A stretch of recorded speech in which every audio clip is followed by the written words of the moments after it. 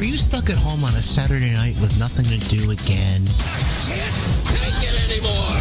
Then join me, my co-hosts, and my guests every Saturday evening for Mic Check Radio with Adam Hebert. Okay.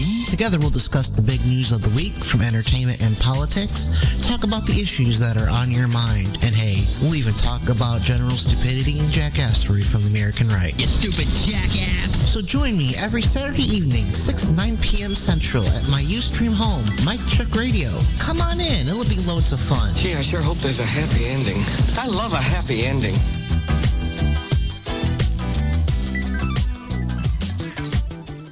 Live on all the interwebs and internets, it's Mic Check Radio with Adam Hebert. Fuck yeah! All right. Good evening, everyone. Welcome to Mic Check Radio. This is episode 7. We are 7 episodes in, and we are still on the air. So I must be doing something right. We got a great show as usual tonight. Hold on. Let me adjust my camera a bit.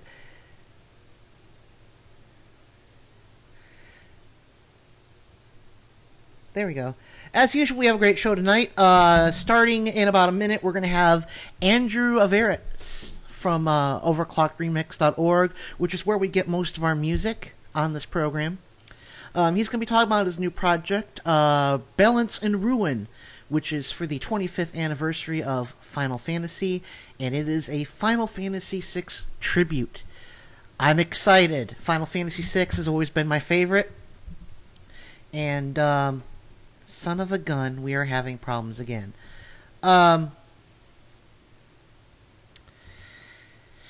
It looks like it's a problem on Ustream, but okay.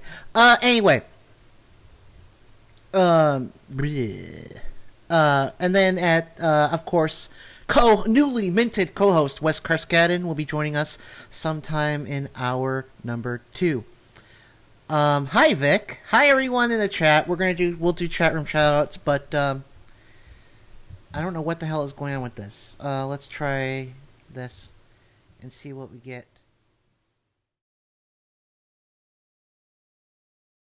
What we're going to do is we're going to get Andrew on. I'll fix this during the chat. For some reason, it is showing up as being bad. I don't know why. I'm getting crappy.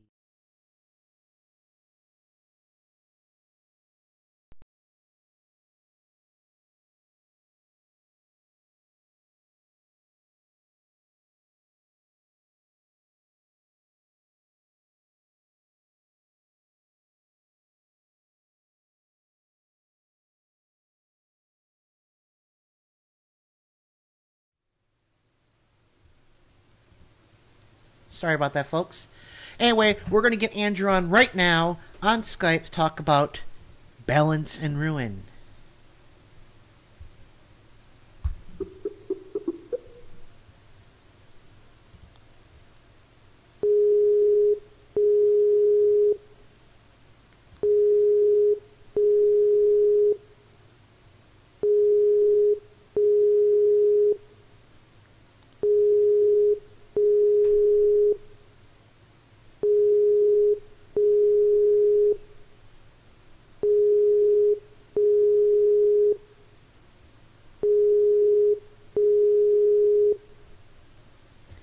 Hello, Andrew.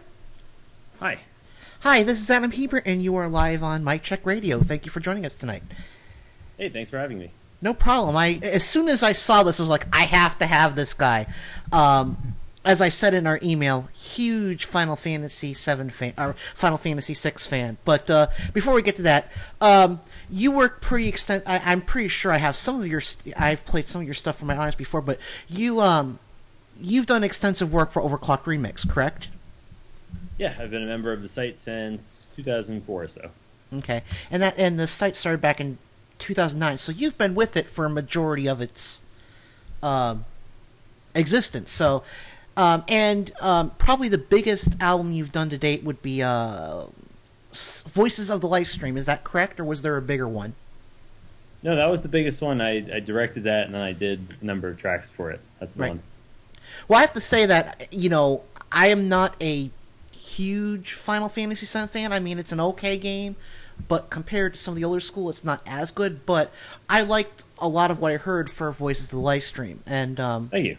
so I haven't checked the Kickstart page since yesterday. Last time I checked, you were at over $50,000. I believe you were about $53,000, and I was like, he's going to hit 60,000. We'll find out from him tomorrow. Would you care to tell us where where that stands right now?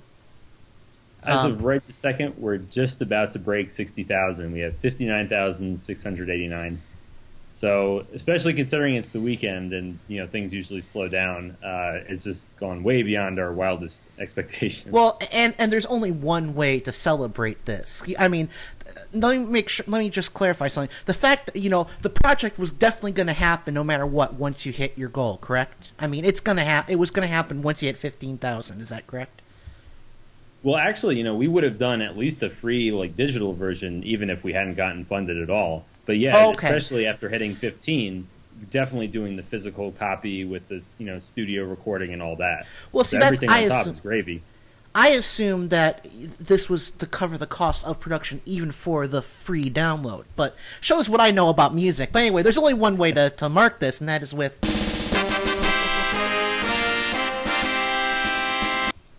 that's my that's my friend uses Super Mario Brothers. I use Final Fantasy 9. But no, nice. I mean, as soon as I heard about this, I was like, I have to have this guy on. Final Fantasy 6 has always been my favorite, and like I told you, I believe 6 is Nobuo Uematsu's zenith. I mean, he hit everything right.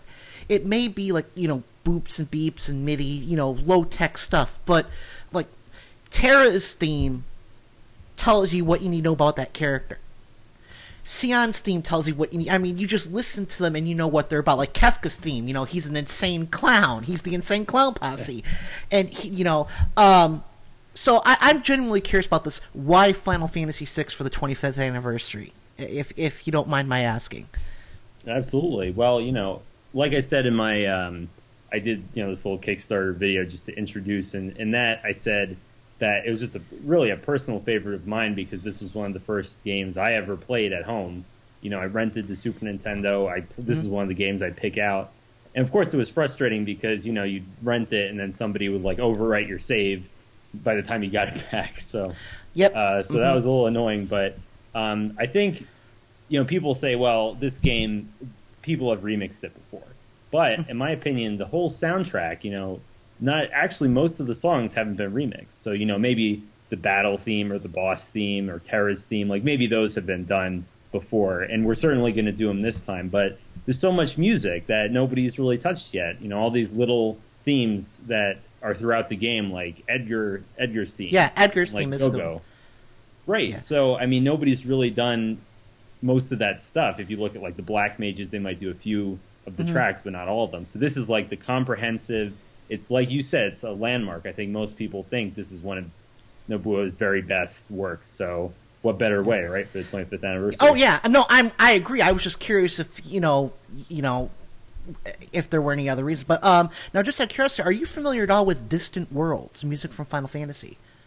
Absolutely, yes. I've been there twice. I've seen that twice. Well, that's great. Well, just so you know, because I follow them on Facebook. They are Nobuo Uematsu and Arnie Roth. And I mean, but I know you know who they are because you've been to the concert. But for the benefit of my audience, Nobuo Uematsu is the composer for Final Fantasy 1 through 10 and 14, and Arnie Roth is the conductor and arranger for Distant Worlds, and they're going to the Czech Republic, but they're not doing a concert. And I think that this means there's gonna be a Distant Worlds 3 sometime this year too. So we may be when I have you back to talk about the completion of the project, we may actually be able to also celebrate Distant Worlds 3. Who know? I don't know. I just I met them in St. Louis in March, and I asked them. I said, if you can't tell me, that's okay. Is there going to be a third album? And they said yes. So very nice. And Czech Republic has a world-class orchestra and choir, so that tells me that's probably what's going on. I don't know. I'm not on the inside, but excuse me. I'm sorry. How unprofessional.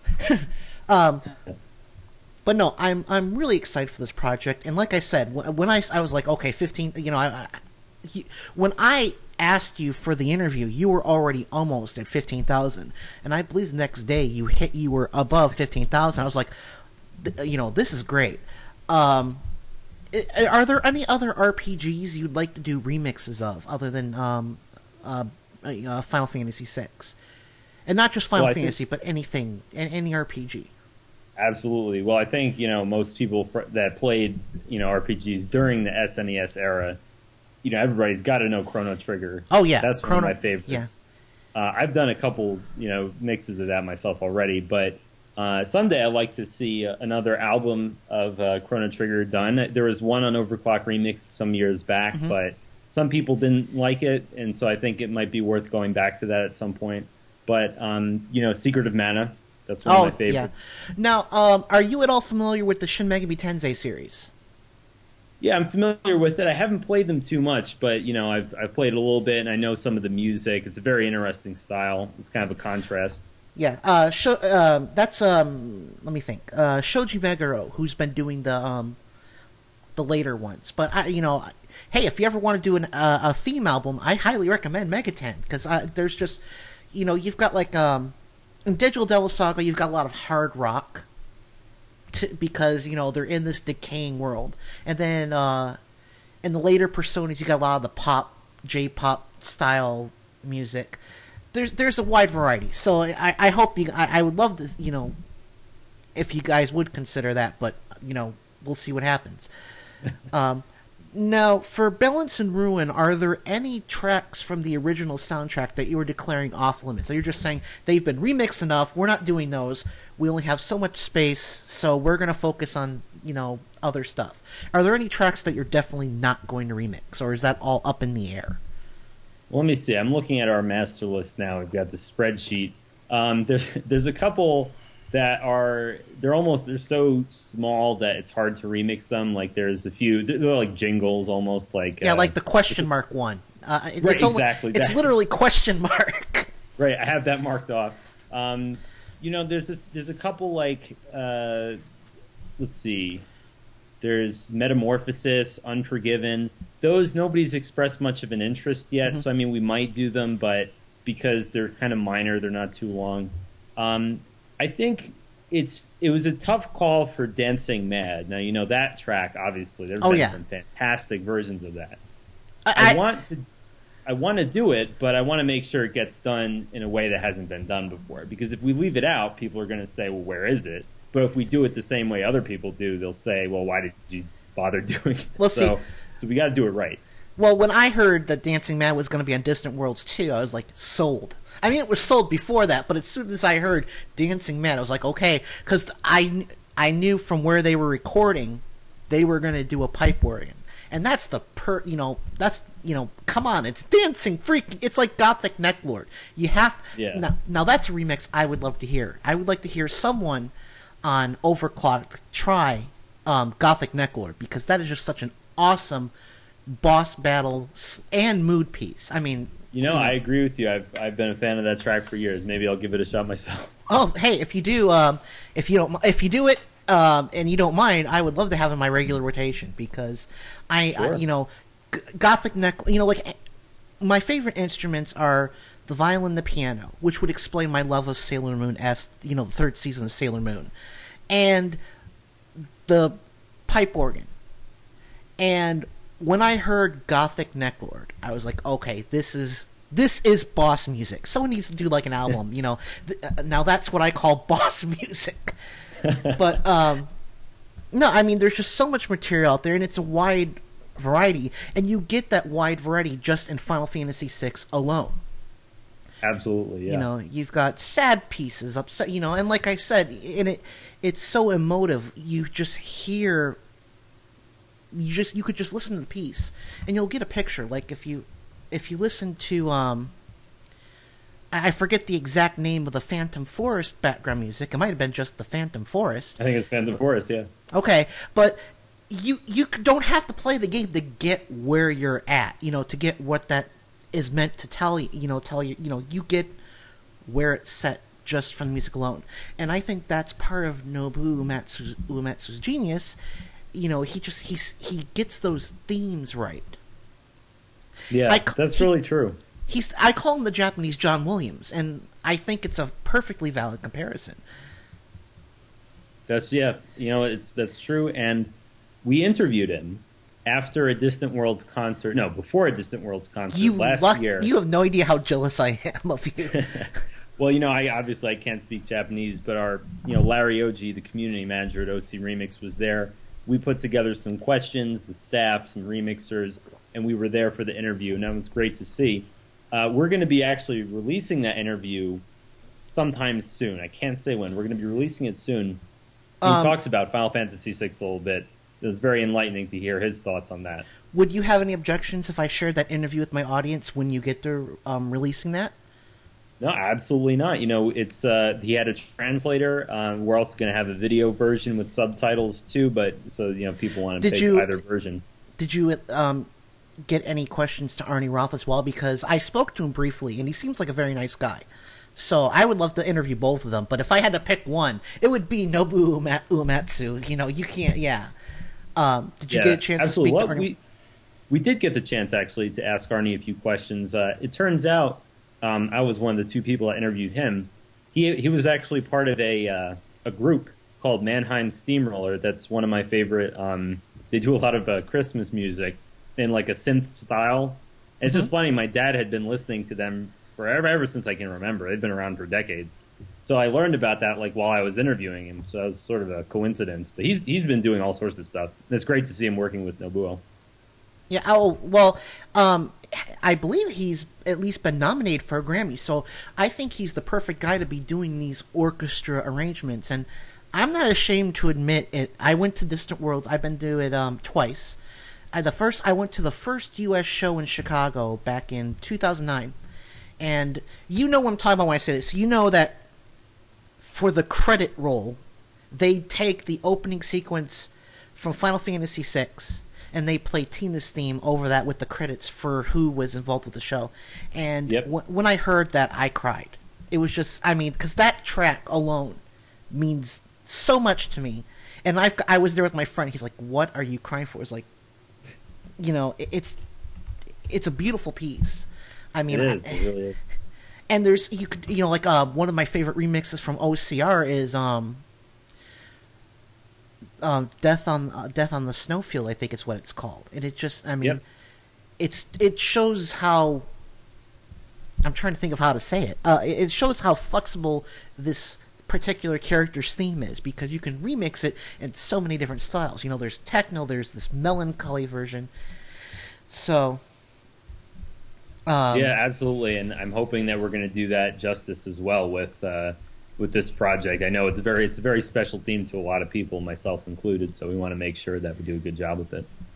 Yeah. One of the things I've noticed when it comes to particularly Final Fantasy is that there seems to be like a point where one generation is on this side, the SNES games, and it's like, okay, people our age say Final Fantasy VI is the best, and then people who are a little younger than us say Final Fantasy VII is the best. Do you think that's a generational thing or a timing thing? Because up until 7, RPGs weren't mainstream. That's true; they really weren't. But it was also one of the flagship games for the original PlayStation, as I recall, and it's been over 10 years. I could be wrong about that, but it was one of the first games released, as I recall. Yeah, and I remember it was actually kind of, not controversial exactly, but I remember when the ads first started coming out, like nobody had played the game, and it had, it was very futuristic in comparison to the last ones. Like it had a city and it had motorcycles and guns and stuff. I remember, at least me and my friends, we were thinking like, wow, this doesn't really seem like Final Fantasy compared to... It's more like Final Sci-Fi. Right, compared to, Final Fantasy 4, 5, and 6, where you had a little bit of technology, airships, but like lots of magic and crystals, so we didn't know what to expect. But I think that's got to be generational. If you came in on the PlayStation and you started playing Final Fantasy 7, that's the first thing you got, then it would have been weird for for somebody like that to go back and play like the sprite-based 2D games. Yeah. So but I feel like we got the better end of the bargain, because those older games, like they really were some of the best, if not the best, in the franchise. Well, I mean, if you don't have Final Fantasy 4, 5, and 6, you don't get 7. So I mean, it's all kind of not interlocking. It's just. I mean, I will say this. Like I said, not a big fan of 7, but I think a lot of that is just translation issues. I would like to see it completely retranslated with an actual translation team and see, I'd play excuse me. I would play that again if they retranslated it. 8, I don't know, just because the system was so wonky, but like 9, I think, 9 is like the unsung PlayStation classic, just because that was all about old school and saying, hi original fans, we still know you're out there. Yeah, that's a really good point. We have actually, I'm not involved with it, but we have the Final Fantasy IX project that's being worked on. Oh, I didn't know about that. I'm not involved in it. I don't know what the timeline is. I'm not the guy to ask. But, no, that's it's in fine. the works, It's a lot of people do appreciate it, and I know that's on the radar of other people in the community.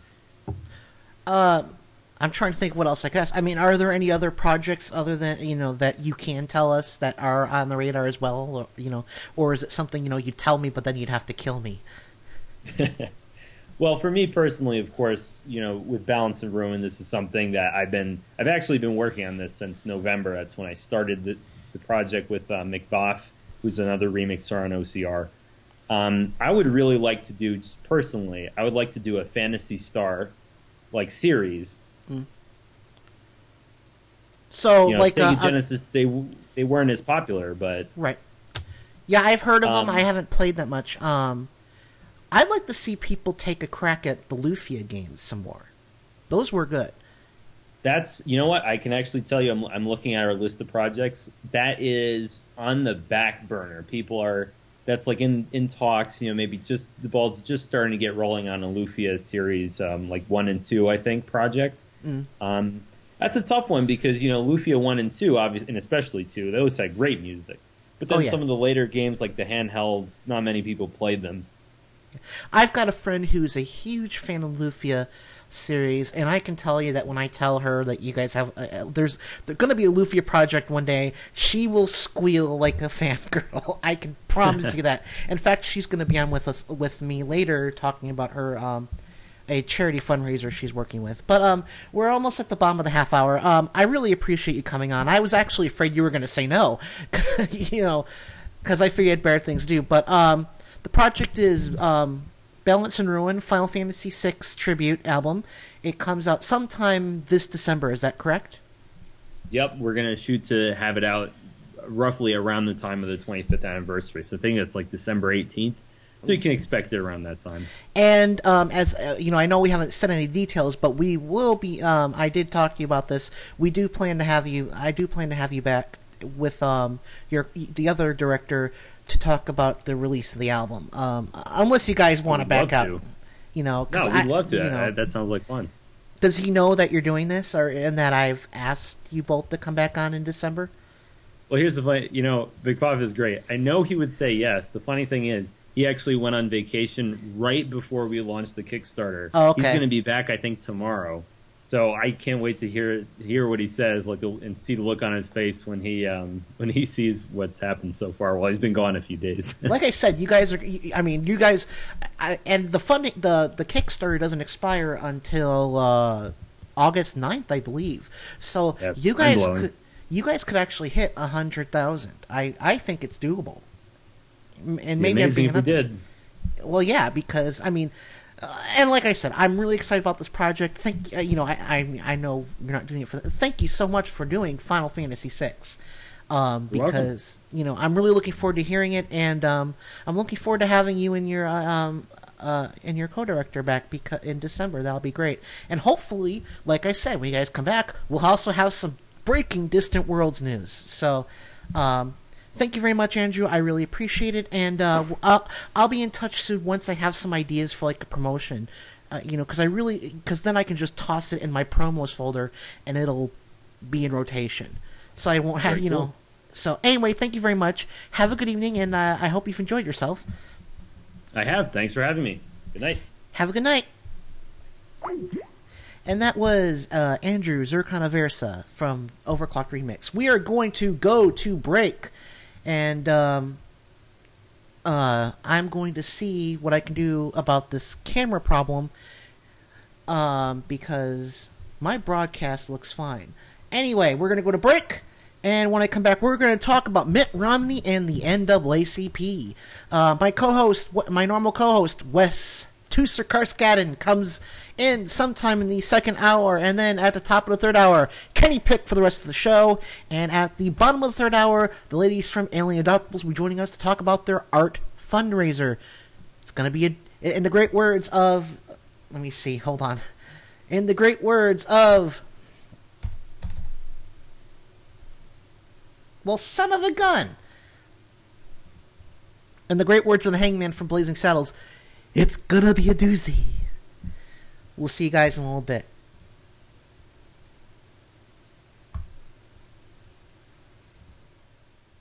I'm sorry, what's that? I can't hear you over the sound of my deafening awesomeness. This is Mic Check Radio with Adam Hebert.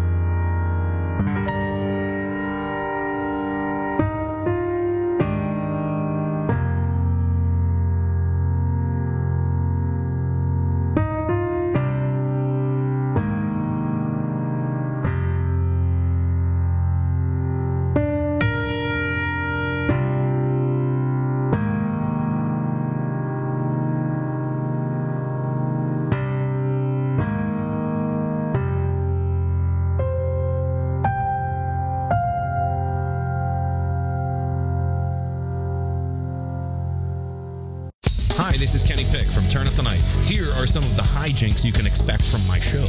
That right-wing Republican from Texas was only helping Dennis because he thought Dennis would be easier for Joe the plumber to beat than Ken. Yeah, I mean, seriously, a pet rock would have been better candidate than Joe the plumber. I think he might actually have been a pet rock before he was a non-plumber. So, but he was a union pet rock. Never mind. Turn Up the Night with Kenny Pick, streaming live every Tuesday and Friday from 7 to 10 p.m. Eastern at Radio or Not, Talk Radio 1, Progressive Blend Radio, and KennyPick.com. You never know who or what you'll hear when you listen to the Nicole Sandler Show at RadioOrNot.com. Your view is not being represented in this country because all of our views have been corrupted by money and politics. Remember, 94% of the time, the candidate who raises the most money wins. That's the fact that we need to drive home constantly. It's all about the money. Dylan Radigan, you rock. The Nicole Sandler Show, live Monday through Thursdays at 10 a.m. Eastern, or podcast anytime at RadioOrNot.com.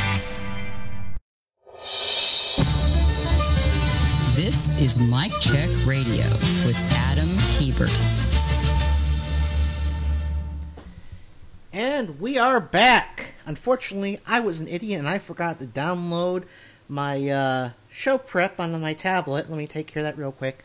But well, I can walk and chew gum at the same time, I think. There we go. This week, Mitt Romney, who, as everyone knows, is running for president of the United States, paid a visit to the NAACP. It didn't go well. But, you know, you expect that. I mean, let's face facts. The Mormon Church was an extremely racist organization up until 1979, well into Mitt Romney's adulthood. And there are indications that hasn't changed much in the actual church. They're saying, oh yeah, we don't do this anymore, blah, blah, blah, blah, blah. But they're still actively practicing it. I don't know. I'm not a Mormon church insider, but I'm going to be honest. I wouldn't trust those guys as far as I could throw them.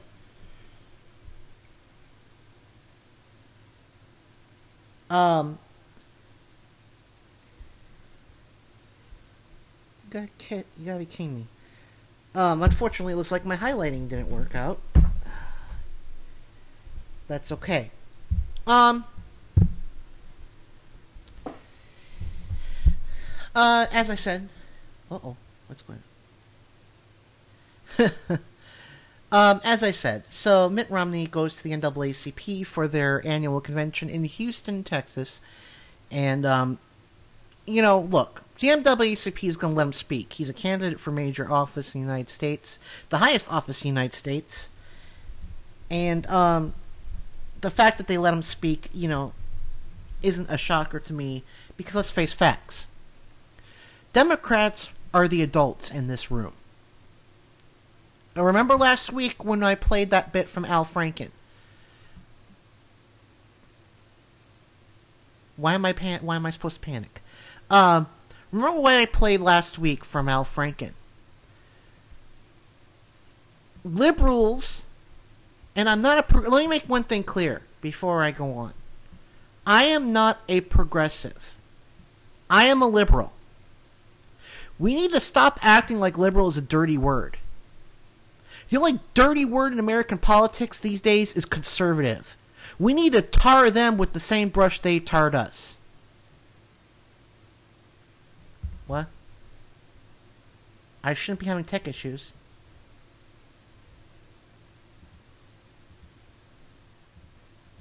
What? Everything's fine on my end, Vic.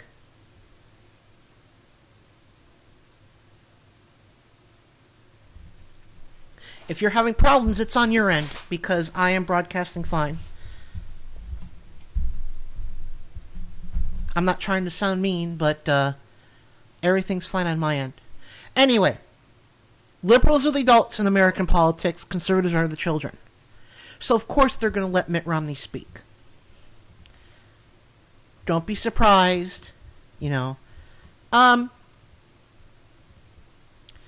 Anyway, we have a few clips. So let's get this started. I will play them and give you my reaction.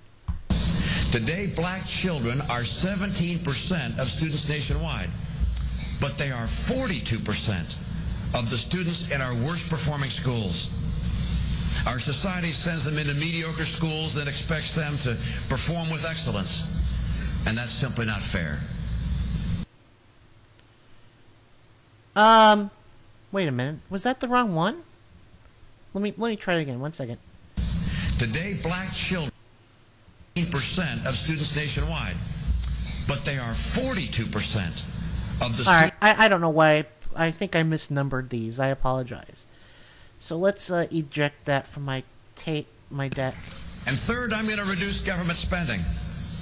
I hope everyone understands that high levels of debt slow down.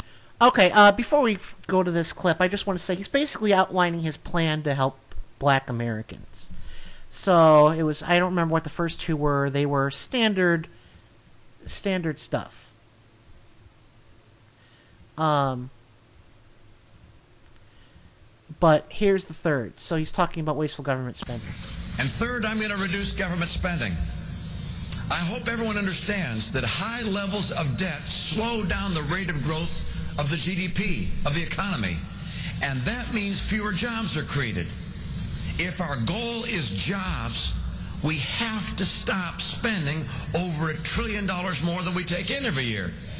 All right, this is going to shock people, but Mitt Romney is actually right to some extent. Obviously, it is not healthy economically to borrow more, to spend $1 trillion more than you take in. Let's be honest. Remember, liberals are the adults in the room. All right? So let's be adults about this. He is right about that point. The question is, can we cut our way out of this debt?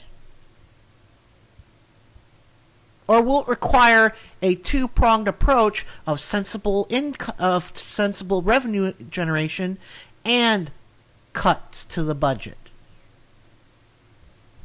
Continuing on. And so to do that, I'm going to eliminate every non-essential, expensive program I can find. That includes Obamacare, and I'm going to work to reform and save.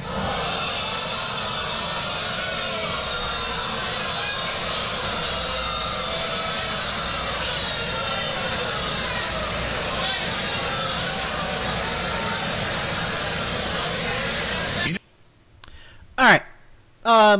We're going to have more about that booing later from Rachel Maddow. Love her. But let's face facts. Mitt is lying about Obamacare. Or, I'm sorry, damn it, I fell into their trap. The Affordable Care Act. It is a revenue. It reduces the deficit by, I believe, $200 billion over 10 years. In other words, mittens, if you eliminate the Affordable Care Act, and you know what? God damn it. Stop calling it Obamacare. It's not Obamacare. You're an adult, act like it. That's why they booed you, Mitt. It wasn't just because you disagreed with them politically. It was because you came in there using a fucking pejorative. You're an adult, not a child. Stop engaging in petty name-calling, you stupid motherfucker.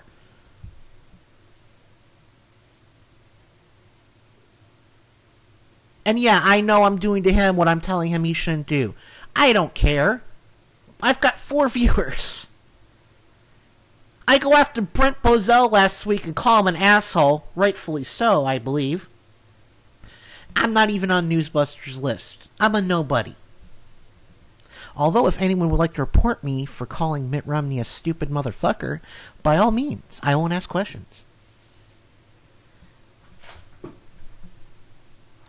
I don't hold back, Reverend. I have ADHD, which means I don't have that filter. Moving on. Damn it, where is it? So, clip 3. Here we go. And I submit to you this. If you want a president who will make things better in the African American community, you are looking at him. You take a look.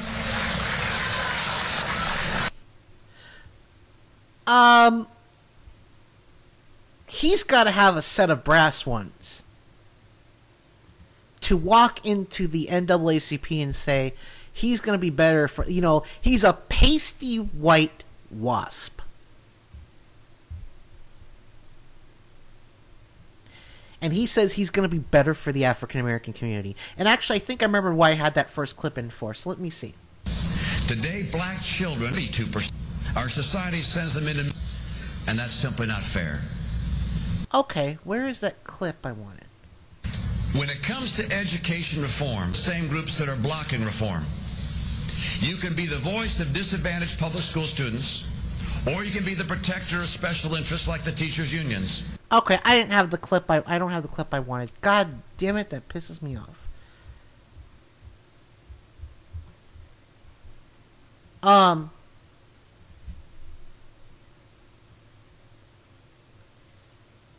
He's got brass ones.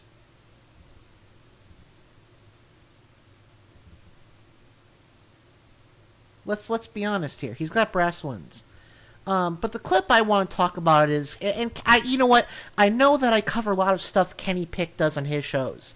Part of the problem is I do my show. Today, black children are 17.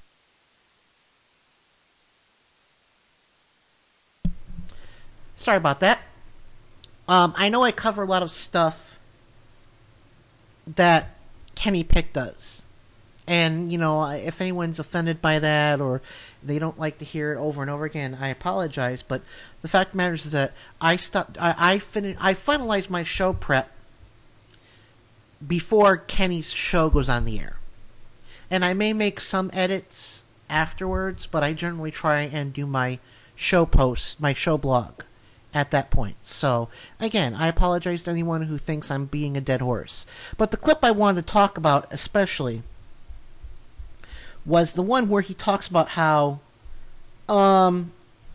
if only you just could understand, you'd vote for me. What he was actually saying is, but you can't understand because you're a bunch of ignorant N-words. That is what he was basically saying. You are too stupid to understand what I want to do. So of course you're not going to vote for me because you're stupid. Duh. We're too stupid to vote for Mitt Romney.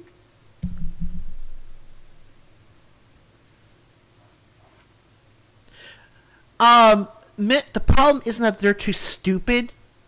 It's that they're too smart to vote for you.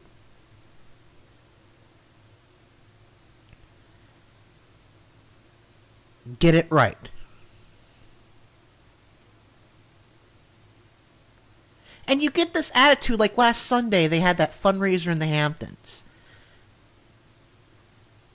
And you've got people in these Bentleys saying, the poor people just don't get it because if you're poor, you're obviously not as smart as we are.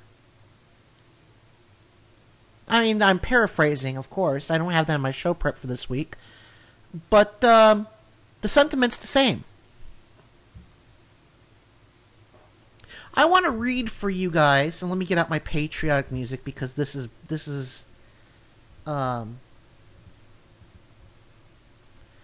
let me get out my patriotic music.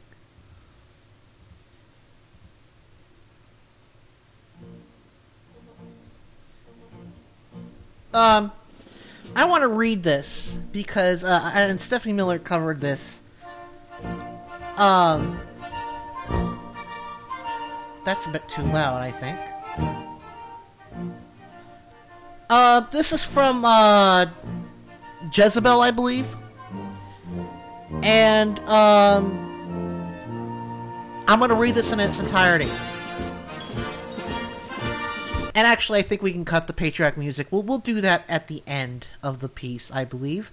So let me cue that up right now, so I can just hit it. From a black man to Mitt Romney. Fuck you. Oh, wait. Let's do this after the Rachel Maddow clip. I'm sorry. I'm just horribly disorganized today, aren't I? I guess I am too stupid.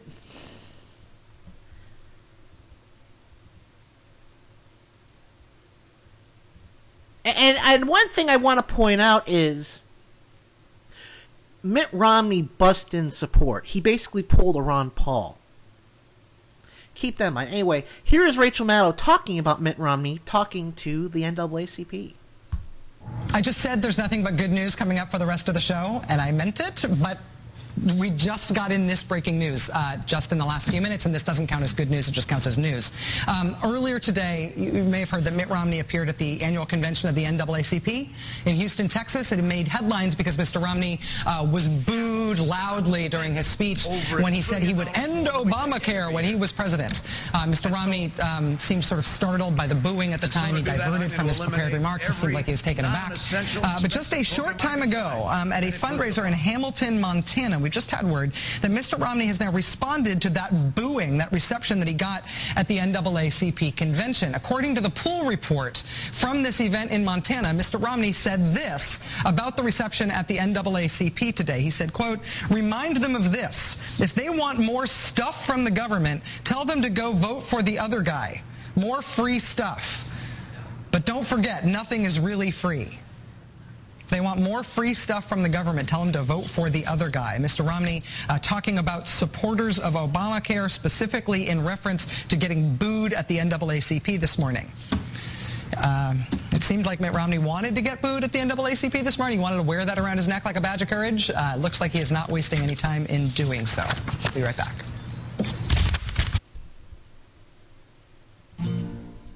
Whoops, sorry about that. So, let's be honest. Mitt Romney knew exactly what was going to be happening. He provoked what he knew was going to be a hostile audience. Okay? And he got what he wanted. So he could, I mean, this is how much trouble Mitt is in with right now. Okay? He is polling 50-50 about, but he is still trying to solidify his base. That's how pathetic a candidate Mitt Romney is. Do you think Chris Christie would need to appeal to the base? Of course not. He's a fucking bully. They love that shit. Alan West? The man's batshit crazy. No problem there. George W. Bush? He's a complete total dumb fuck. Of course he's going to win over a party composed entirely of dumb fucks.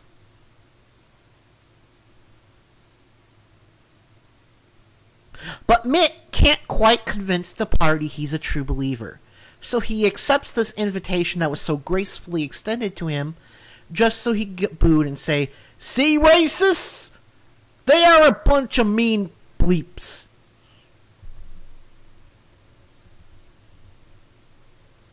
Revron is right. Revron in the chat. He's going after the Klan vote. Because he's not quite the right kind of Christian. And he is from an organization that has renounced racism. Although, again, there are rumors they still actively practice it. Anyway. Let's get to this article, shall we? I believe that the author of this is Doug Barry. That is the name attributed to it.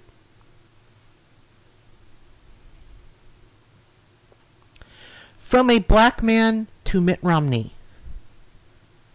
Fuck you. Black people don't want free shit. You out of touch Dr. Reed Richards hair-having motherfucker. First of all, I want to say that comparison is completely unfair. While he does have similar hair to Mr. Fantastic, Mr. Fantastic was a brilliant scientist. We want the same shit that your white constituency wants. Opportunity, good schools, safe streets, jobs, a house that doesn't fucking double and triple in interest rate while the value plummets, a place to shit with a door on it, and the ability to not be denied coverage when we have a medical problem. We are no different than anybody else, but you wouldn't know that because the only black person you probably know personally, you just happen to be running against him for president. Any objections so far? I'm tired of these piece of shit Republicans talking down and white-splaining the people of color as if they've had it hard all their lives. No, Mitt Romney, you've never had to worry about the price of milk ever in your fucking life. You were raised with a silver spoon in your mouth, and your father probably owned a silver spoon factory. Now, I will say I believe that this is going a bit too far, because from the research I have done, George Romney was actually a decent human being. So, let's not insult the dead, okay? If you're really in touch, you talk about jobs, because we have a 14% unemployment rate in the black community. But your party couldn't pass a fart through cotton, much less a fucking jobs bill.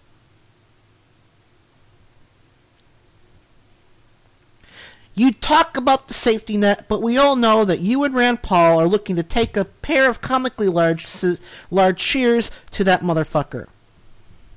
And that's true. Let's be honest here. Their goal is to destroy the safety net. They are looking at Social Security and Medicare the same way a lion looks at a wounded or sick gazelle. That looks pretty tasty. It's a source of revenue for them to start a new war and transfer that wealth to the rich via obscenely lucrative defense contracts. To continue. Instead, you walk in front of the NAACP and talk past the message hits your goddamn racist, sexist, homophobic, Bible-thumping, hate-ridden, against their own interest base that ignores when we spend $500,000 on cruise missiles, but complain when they see anybody catching an unemployment check that happens to own an iPhone. Fuck you.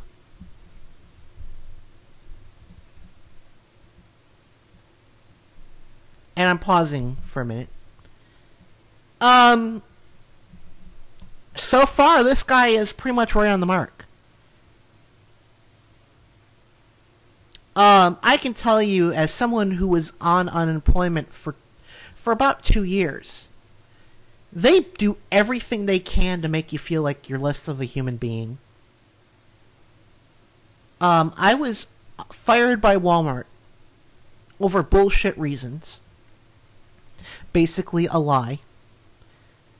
And I had several job offers that mysteriously vanished after the employers talked to Walmart. So not only did I get fired over lies, my employer is still lying about me. I haven't had a job in almost 3 years until I got hired. In almost 4 years, my mistake. It had been 3 years since I had a job when I got hired to work for America Reads America Counts. That is a federal work study position. In other words, it is part-time, and the pay is shit. I get a little bit above minimum wage. And we're going to be talking about minimum wage later. We've got Doug Young.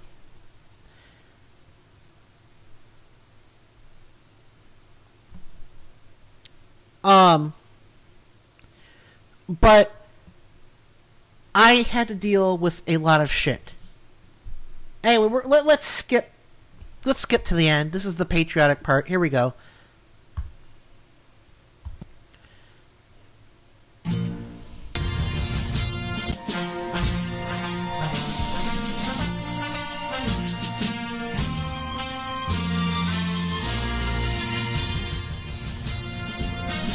you and your face. Fuck your hair. Fuck your party. Fuck Newt Gingrich and fuck the whole conservative movement that has allowed their side to turn into this giant, self-eating, mutated blob. Partake in the finest selection of horse penises. Let's give this guy a hand, shall we? Revron, I made $8 starting out. So I made a little bit above the minimum wage, but I broke even. I went to work just to pay my bills. My cell phone bill. If I did not have extra money left over after my financial, after all my school-related bills were taken care of, I would go hungry. I would go naked. Not literally, because I would probably get thrown out of school for that. I'm lucky that I have $2,000 a semester after all my bills are taken care of. And I just stick in the bank and I withdraw $10 every now and then for basic shit. I can't travel. I can't afford to travel. I have school, and then I have work. And that's it.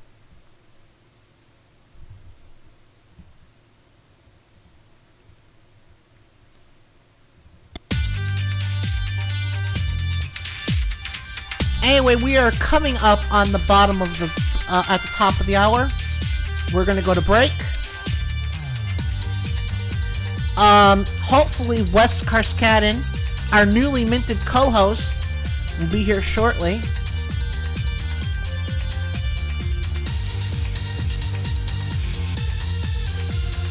And, we'll talk about, Tammy Duckworth and Illinois 8th. We'll see you at the top of the hour. I'm glad this argument is being conducted on a mature adult level. This is Adam Hebert on Mic Check Radio.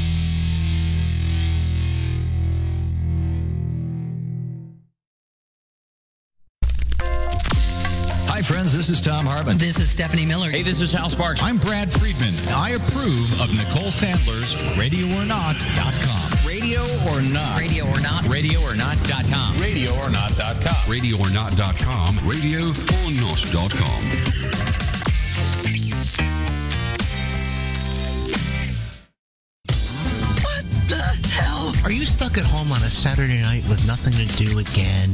Can't take it anymore. Then join me, my co-hosts, and my guests every Saturday evening for Mic Check Radio with Adam Hebert. Okay. Together we'll discuss the big news of the week from entertainment and politics, talk about the issues that are on your mind, and hey, we'll even talk about general stupidity and jackassery from the American right. You stupid jackass. So join me every Saturday evening, 6 to 9 p.m. Central at my Ustream home, Mic Check Radio. Come on in, it'll be loads of fun. Gee, I sure hope there's a happy ending. I love a happy ending.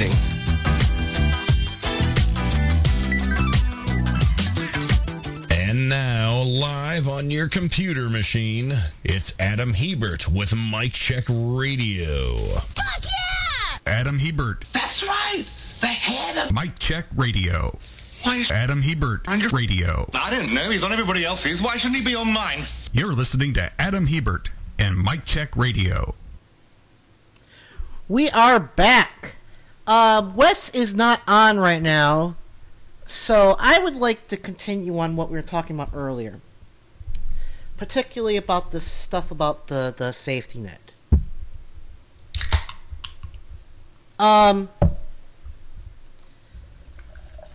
Ladies and gentlemen, I'm going to reveal to you a dirty little secret. Republicans are a bunch of stupid fucktards.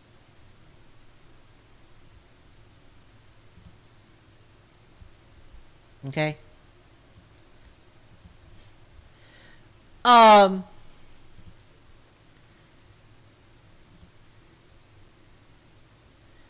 You know, whenever their mouth moves,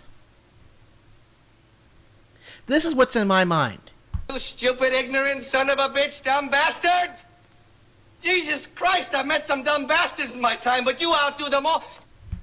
They want to cut food stamps and the NEA and public broadcasting and all these social programs that help people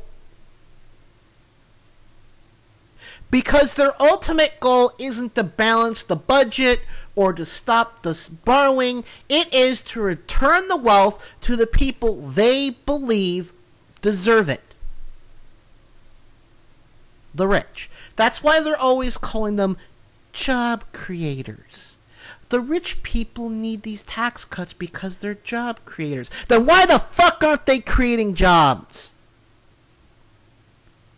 They've had these fucking tax cuts for 12 fucking years, and all it's done is cost us jobs. Bush was losing 750,000 jobs a month.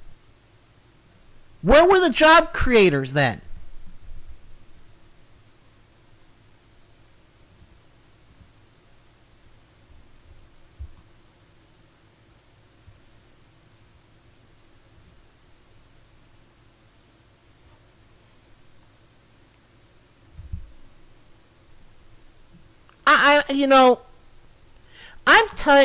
And again, maybe I'm being a bit too me-centered, but my dad looks at me like I'm a slacker because I'm in school. He acts like I don't have a job. I spend at least 40 hours a week doing homework and classes. Between my classes alone are probably about 35 hours a week. So you know what? 40 hours is probably an underestimate of how much time I spend just as a student. Because I'm in and out of classes all day long, from about 9 in the evening to about 4 in the afternoon. That's if I'm not at work. You know, if I don't have classes, I'm at work. And he looks at me like I'm some sort of lazy slacker.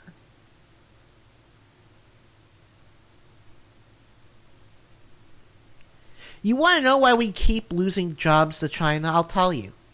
It's because we don't view education as a basic human right. We see it as a privilege for the rich.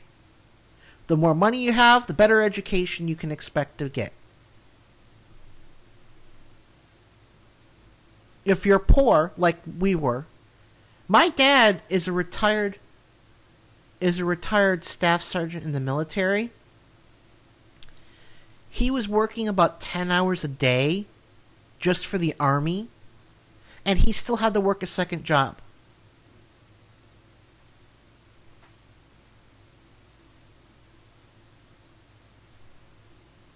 He makes more now as a contractor for the military than he did working 2 jobs as a staff sergeant, active duty staff sergeant.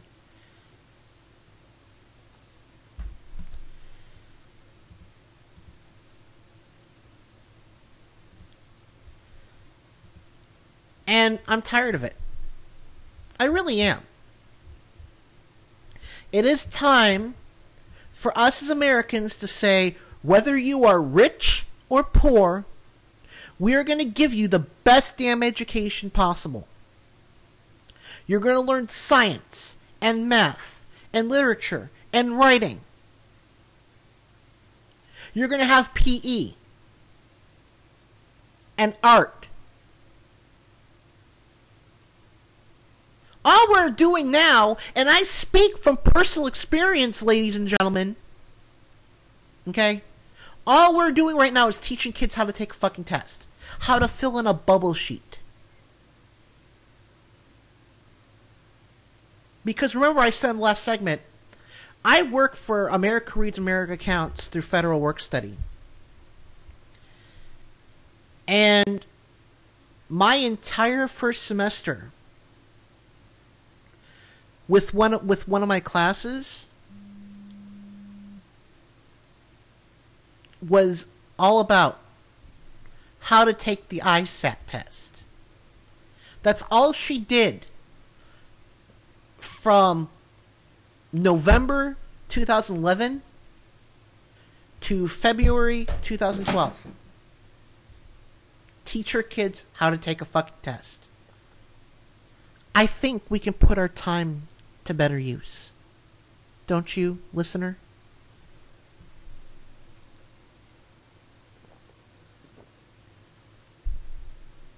But we don't want kids smart.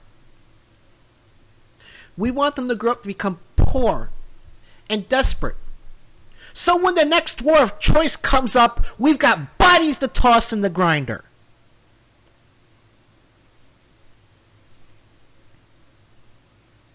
They want you just smart enough to operate the machines, to do your computer work. They don't want you smart enough to think, why am I the one doing this? Why are these rich people at the top of the pyramid? And why am I not allowed to bargain for better conditions? It's coming, folks. Walker, Wisconsin was just the first shot. They are waging an all-out war against unions. If you think they're going to stop at collective bargaining, you are mistaken. They're going to go after collective bargaining. Then it's going to be the 5-day, 40-hour work week, holidays, benefits. Randy Rhoads talks about it all the time. In the 1900s, you got paid in company script. Which you could instead of getting paid in American dollars, you got paid in coupons that could only be spent in your company's store. And of course, everything there was marked up.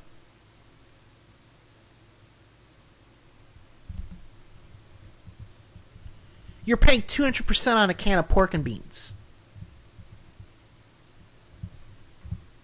And this is what they want to go back to.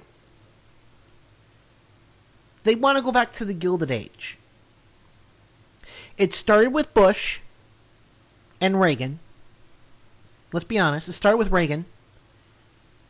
Bush tried to finish it. He tried. God knows he tried. He was just too stupid. And Mitt's basically the steak.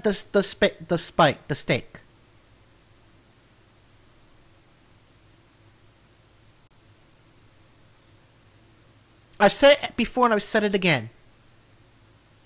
We have got to win this election.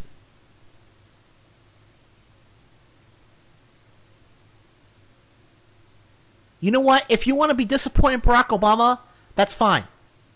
Make sure that disappointment is gone by the day before Election Day.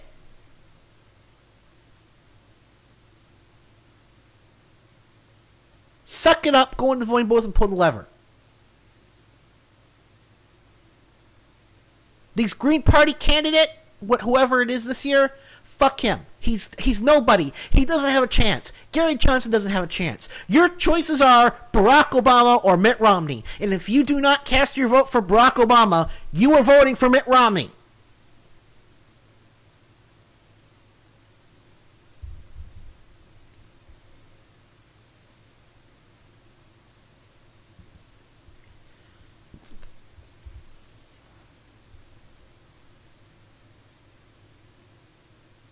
And I know I keep saying this, but we have got to get it together, people. Even with this SEC bullshit coming out about Romney, he could still win.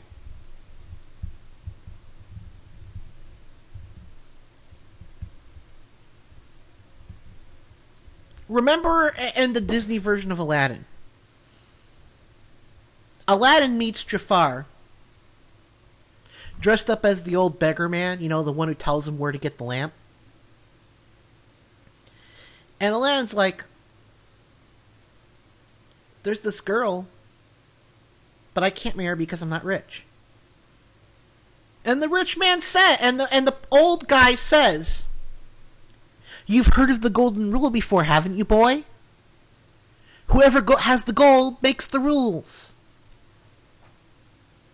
I need to get that from my box, because that is an awesome line.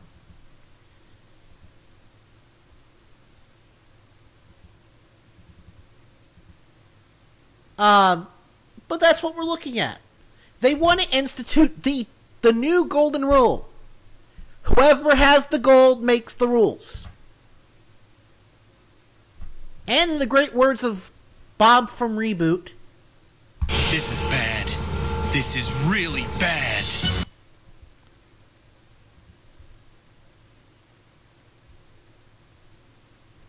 And I apologize if I'm sounding loud and angry, but again, we have got to get it together. I don't care if you piss and moan right now. I only care about that you get that over with before Election Day. Because remember, folks, conservatives don't fall in love. They fall in line. They march in lockstep. They will do whatever Michael Savage and Rush Limbaugh and Sean Hannity and Pat Robertson tell them to do.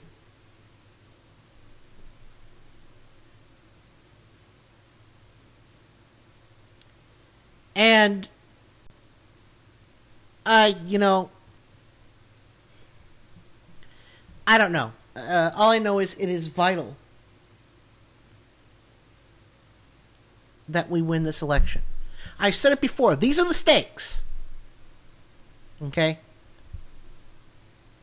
The next president will be making at least 2, likely 3 Supreme Court picks.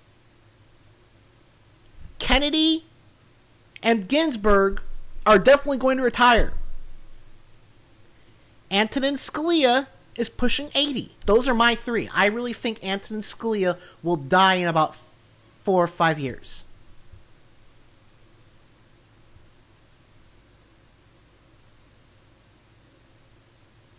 Do you really want Mitt Romney picking Ruth Bader Ginsburg's replacement? It wouldn't matter if he were picking Kennedy or Scalia's replacements, because that would result in no net change to the balance of power in the court. But if he picks Ginsburg, if he replaces Ginsburg, every major reform from the past 100 years will be ruled unconstitutional. You may think Judge Roberts is your best friend right now. You are sorely mistaken, my friend. Judge Roberts doesn't care about you. He doesn't care about America.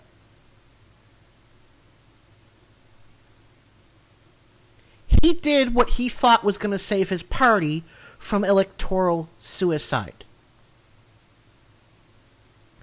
Because he said in his thought bubble, if premiums go up 1,000%, because I strike down, if I sign my name to this decision, and premiums go up as much as the CBO says they will, Republicans will never win elections again. Okay? And The Mummy, which is a very great, it's not an Oscar winner, but it's a fun Indiana Jones style movie. Remember, there's the point where the mummy captures the girl. And the main hero, played by Brendan Fraser, wants to fight to the death. And he is told, live for today, fight for tomorrow. That's what Roberts said. He doesn't think the Affordable Care Act is unconstitutional. He doesn't even care if it's unconstitutional or constitutional.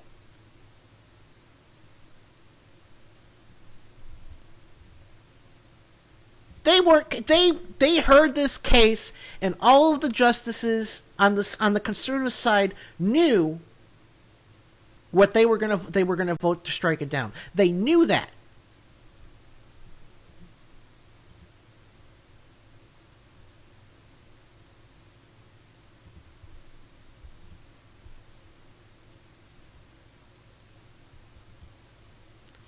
And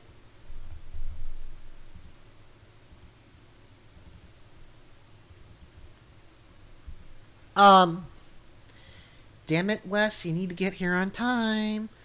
The bottom line is this country is in some serious trouble, and oh shit, it's the Green News Report.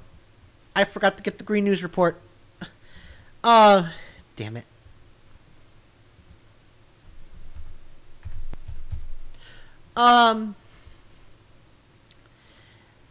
Look, I know I'm probably preaching to the choir, and that's cool.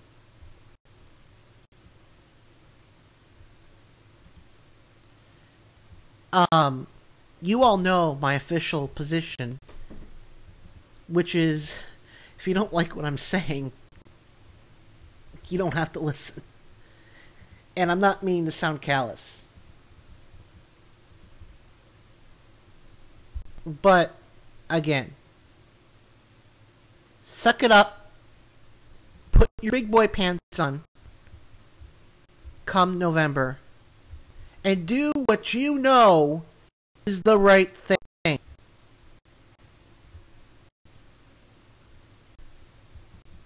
Because the conservatives aren't going to think. They're going to say, he's got the R next to his name.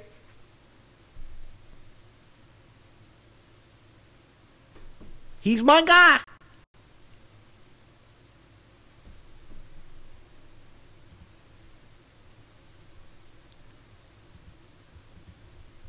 So, we've got to be like that too. And that's not to say that we can't question our president. That's not saying just mindlessly do whatever. But we have to stop this moaning and groaning and this belly aching and say, we didn't get the candidate we want, but he's better than the other side.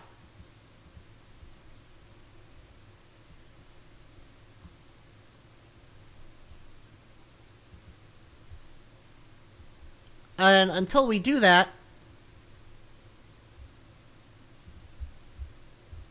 we are going to keep losing elections.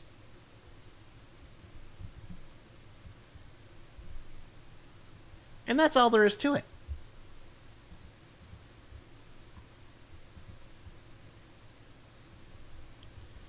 Anyway, we are going to go to break a little early. Hopefully Wes Karskaden will be here. I don't know, like I said, last week he had car trouble. I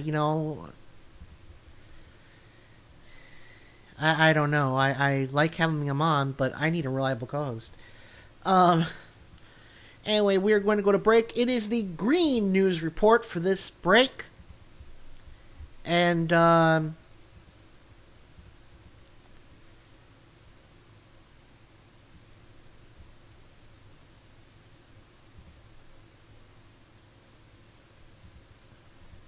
we'll figure out what to do from there. And, and we have a new jingle for Asshole of the Week. Gotta get that ready to go.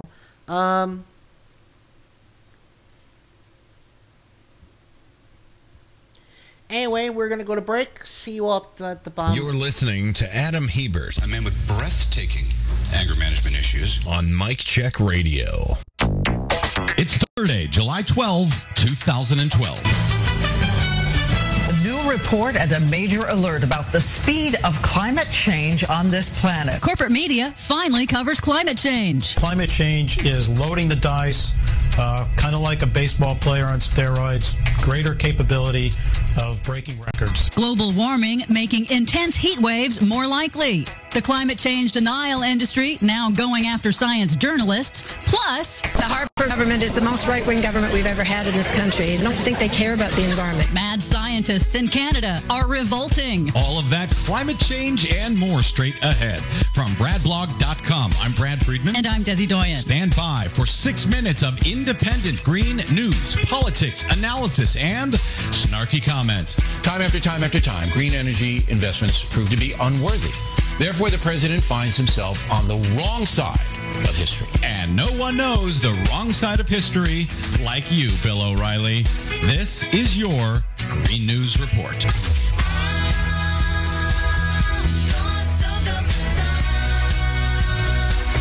Okay, Des, great news. All of the network news outfits are now covering climate change. Does that mean we get to quit the Green News Report? Oh, no, not hardly. I mean, I know it's something that we rarely say. Good job, corporate media. They really did a nice job connecting extreme weather with climate change science. Here's ABC. Hundreds of scientists from around the globe saying today there is evidence that global warming is accelerating. CBS. NOAA made a point of saying today that the climate change they've identified as man-made. And NBC. The word tonight from federal government weather experts, get used to it. They all covered the record heat wave in the context of a new report that confirms the influence of human-caused global warming in specific extreme weather disasters around the world in 2011, which was a record year. A new report issued this week from the National Oceanic and Atmospheric Administration warns that while not all events could be tied to global warming, human-caused global warming is like weather on steroids. So these events are more likely, more frequent, and more intense,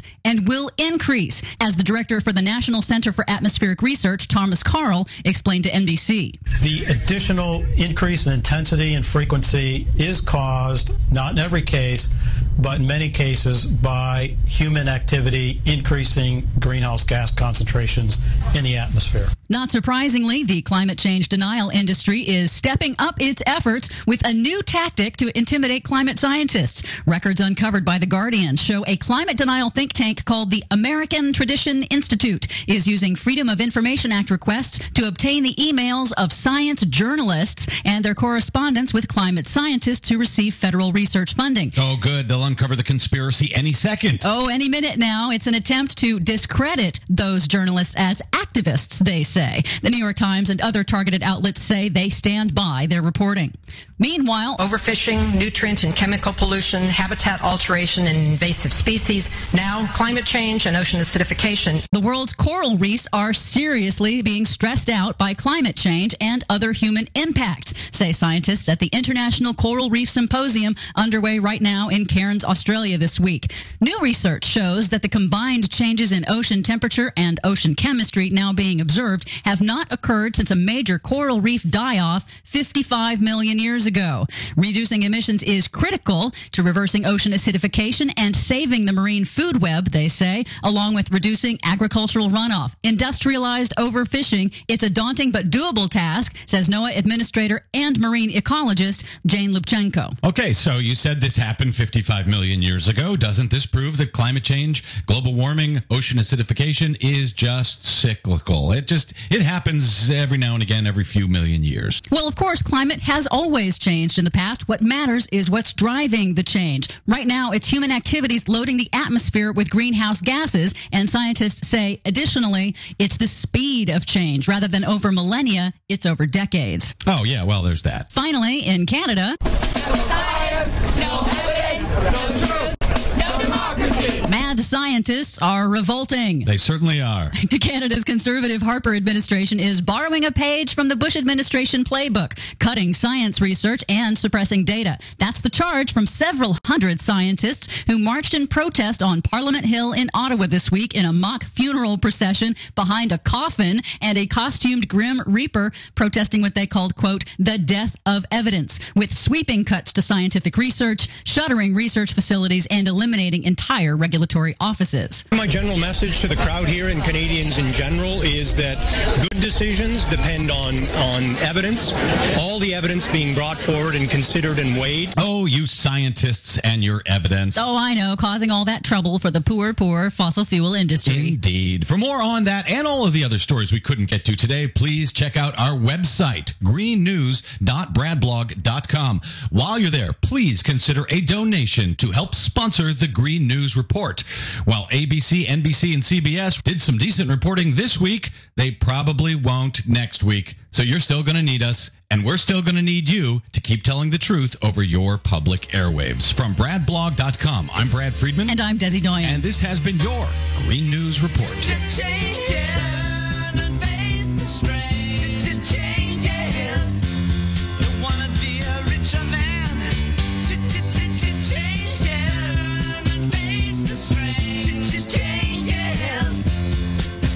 To be a different man, time may change me, but I can't trace.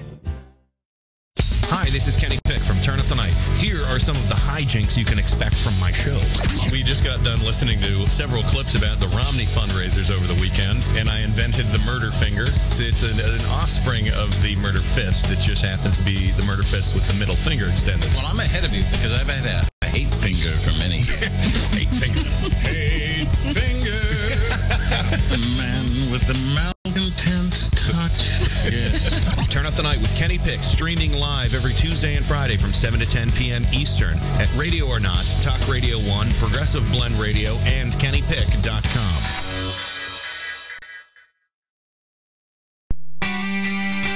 Never know who or what you'll hear when you listen to the Nicole Sandler Show at RadioOrNot.com. Bill Maher, you're here in Miami on Friday night. You're doing a show at the Fillmore at the Jackie Gleason Theater. They just renamed this theater the Fillmore. Oh. And they put up a couple of psychedelic posters. So I guess... Was it the theater Jackie did a TV show for? Yes. Oh, wow. What I hear they did is put up two of those old Bill Graham posters and renamed it. Yeah, I can't think of two different icons of show business. Yeah, really. Bill Graham and Jackie Gleason.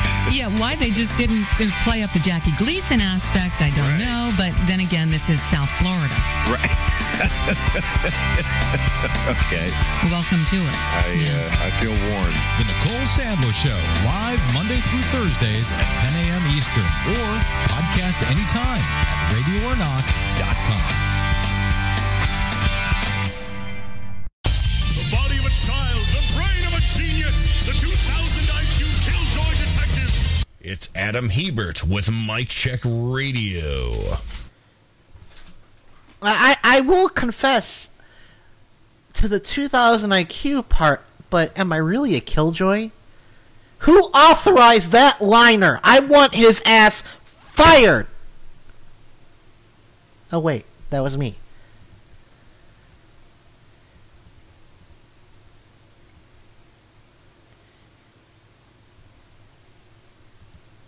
Victor Rocco says, Adam, I will vote for Obama, but I don't have to like it. I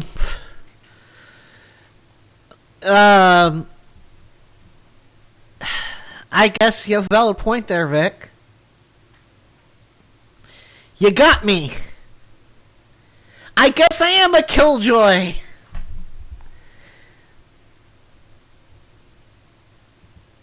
Still no sign of my co-host, Wes Karskadin. I don't know. I may end up giving the murder finger soon. Let's talk Turkey. Speaking of killjoys, let's talk about deadbeat dad Joe Walsh.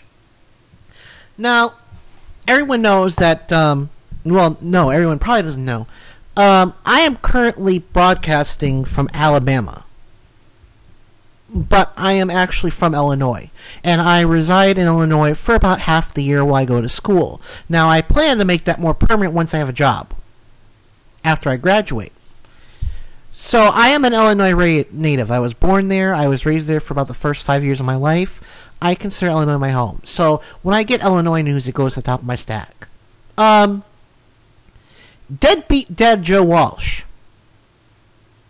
This guy isn't, he was a candidate for Asshole of the Week, but I decided to go a different route, as we're going to find out. And, just a reminder, Asshole of the Week, new jingle! I'm excited, are you? But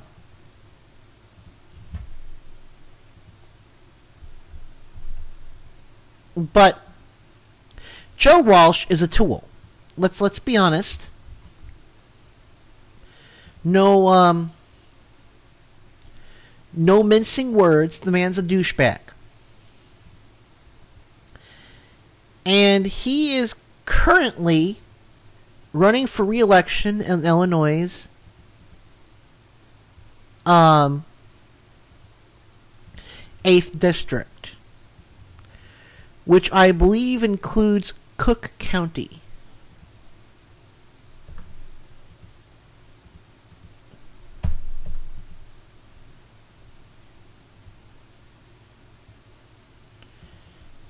Which has part of Chicago.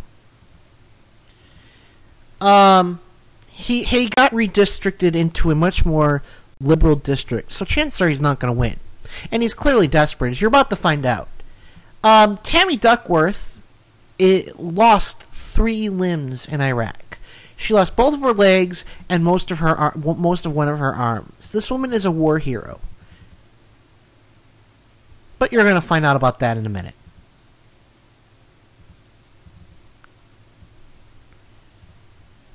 When you serve this Oops, wrong clip. That's Tammy Duckworth on. Here we go. But understand something about John McCain. His political advisors, day after day, had to take him and almost throw him against the wall and hit him against the head and say, Senator, you have to let people know you serve. You have to talk about what you did. He didn't want to do it. Wouldn't do it. Day after day, they had to convince him. And finally, he talked a little bit about it. But it was very uncomfortable for him. That's what's so noble about our heroes. Now, I'm running against a woman who, my God, that's all she talks about. Our true heroes, the men and women who served us, it's the last thing in the world they talk about. That's why we are so indebted and in awe of what they have done. Alright, first of all, Joe Walsh, you're an asshole. Second of all, did it ever occur to you that John McCain didn't... Well, second of all, John McCain did talk about his service. He wouldn't shut up about it. Rude Pundit wrote about this about a week and a half ago. I believe the article was entitled, Joe Walsh is a Cockhead. I agree.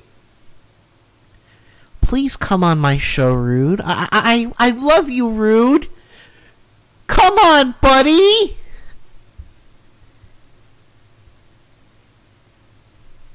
I'm asking nicely.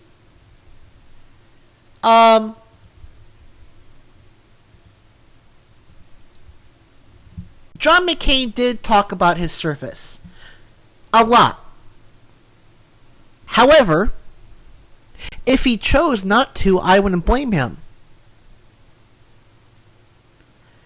Because Joe Walsh is missing an important fact that only someone with an understanding of the horrors of war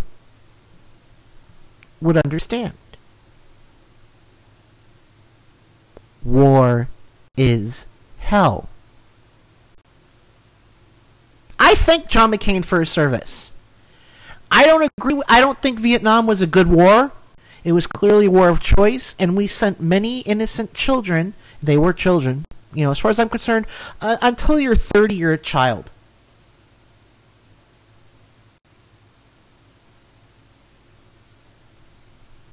And you know, because your brain's not developed until you're almost 30. John McCain was tortured. His arms were repeatedly broken at the shoulders, which is why he can't raise his arms very far, because he has permanent damage in his shoulders, which is the joint for raising your arms really high. He can't do this because his shoulders are permanently damaged. That man endured hell. It is only natural if he says, I don't want to talk about it, but he did.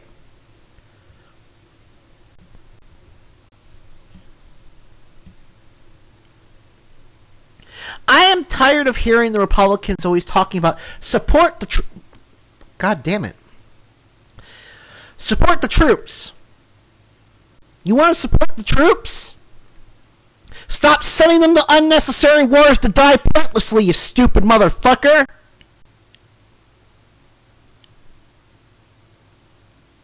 Until you go throw yourself into the meat grinder like Tammy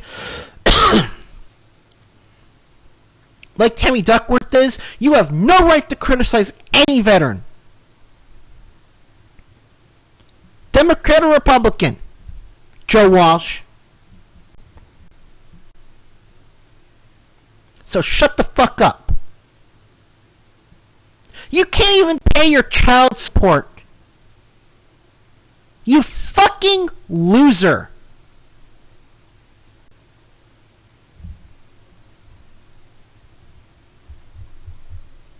Tammy Duckworth was on the Ed show to discuss this very issue. Here's cut one. When you serve this country, it's okay to discuss it on the campaign trail. But Walsh was using that revisionist history to go after his Democratic opponent, Tammy Duckworth. Duckworth has served her country for over 2 decades. She lost both of her legs in the use of her right arm after her helicopter was hit in Iraq by a RPG. Here's what Walsh had to say about her. And of course, it's the clip that I played earlier. Here's cut 2. I think Tammy Duckworth finally says something.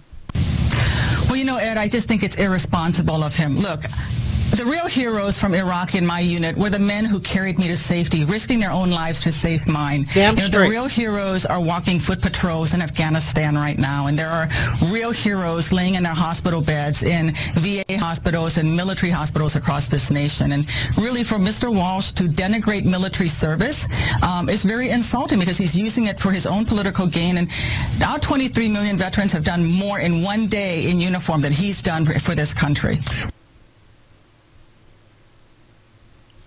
And that's true.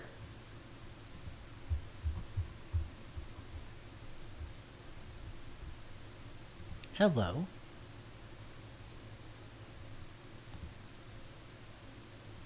That is true. What has Joe Walsh done for his country?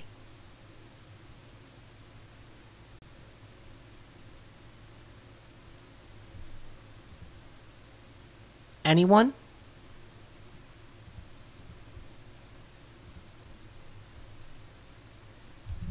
Nothing.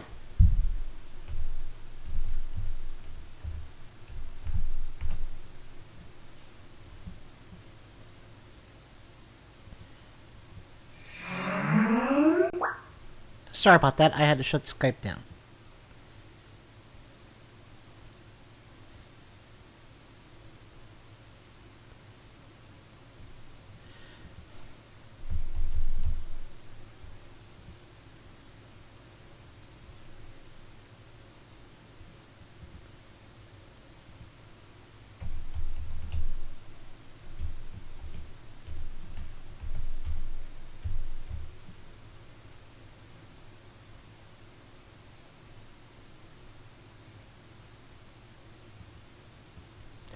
I apologize. I'm just making sure I have everything ready for the Alien Adoptables ladies.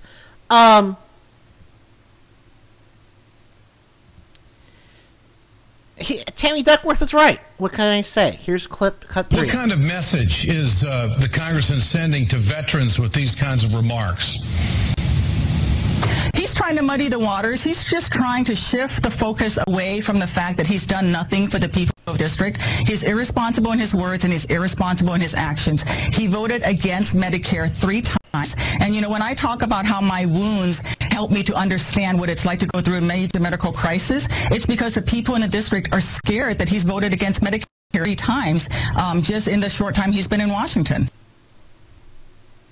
Yeah. You know, and do you honestly think they wouldn't cut the VA? If they had to choose between their next unnecessary war and the VA, you can bet your ass they'd say, VA? We don't need no stinking VA!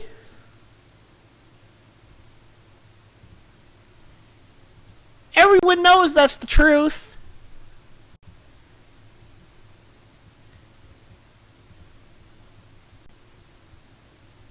And I, you know, it's time for us to be brutally honest. The GOP does not care about the troops. They don't.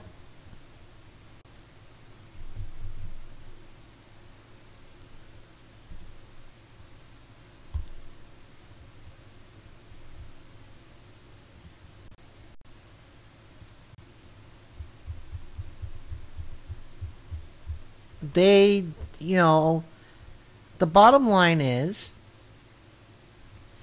the troops are a prop to them. Here's cut 4. Understand this isn't the first time the congressman has gone after your military record. Is this a sign of just how desperate he is? And he really picks on you. He says that's all you talk about on the campaign trail. Your response? Well, he talks about nothing that has to do with what's going on in the district. I talk a lot about the fact that we need to make sure college affordable for our kids, right? Yet he voted to let college loans interest rates double just last week. He also was the only member of the Illinois delegation last week to vote against the infrastructure bill that would allow us to fix the transportation infrastructure in Illinois. So he's just trying to shift the focus away from the fact that he's done nothing in his 2 years in Congress other than be an extremist loudmouth for the Tea Party, and really he's not served his district at all. I'm proud of my service. I'm proud that I have lived up to my responsibility. Now we need more Democrats like that, who will say it like it is. She bottom-lined it. Joe Walsh and his extremist mouthpiece for the teabaggers. Bam!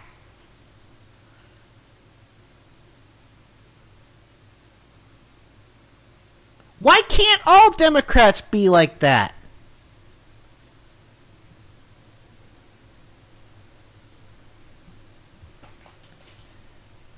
You know, that's one of the reasons why I like Ellen Grayson.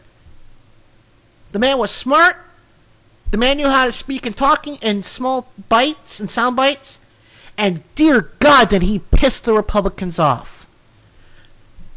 I've said this before and I will say it again.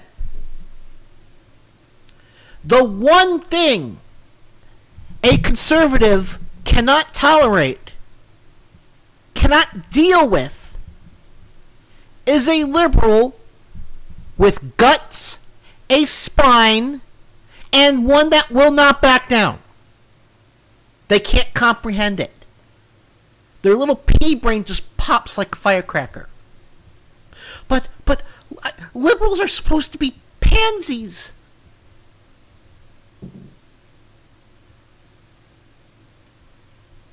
And that's why I don't censor myself. I have no problem saying, fuck you, Mitt Romney. Fuck you, Ellen West. Ted Nugent, you're an asshole. Because first of all, it's true. I don't say anything that's not backed up by fact. Second of all, it pisses the right wing off. Which is why I'm always so disappointed when I don't get hate mail from newsbusters. West is on. Let's get him in. Let's go, go, go, go, go.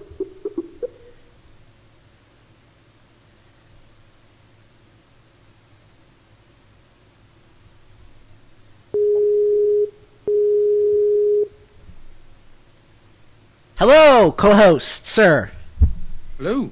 I know it sounds like a Okay. broken record, but sorry for the lateness. I was held over at work. That's cool. It happens. But you said it was going to improve once the season changes, right? You're going to be getting home early. Yeah, once tourist season ends, the joys of working in the tourism industry. Yeah. Like I said, I can deal with it. Anyway, we were talking about Tammy Duckworth. I've already played all the clips. I'm sorry. But we've got 10 minutes left before we get Kenny Pick on. Let's talk about this gun story. Do you mind? I know we're moving a bit fast, but I want to get this out of the way. All right. So in Chicago, there was a program where if you turned in a gun, a handgun, you got was it $100, Wes? It was $100 per gun, right? I'd have to look at the story up again. That sounds right. 1 second, my chair's not. God damn it.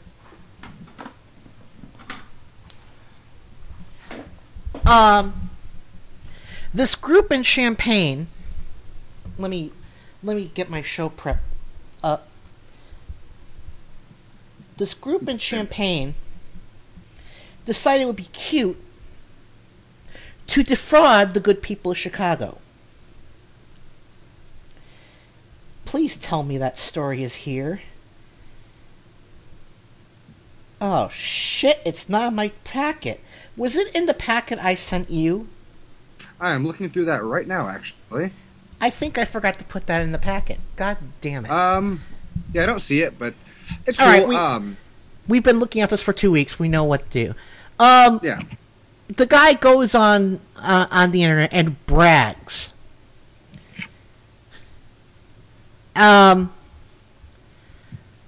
He's like, hold on, I want to get my special.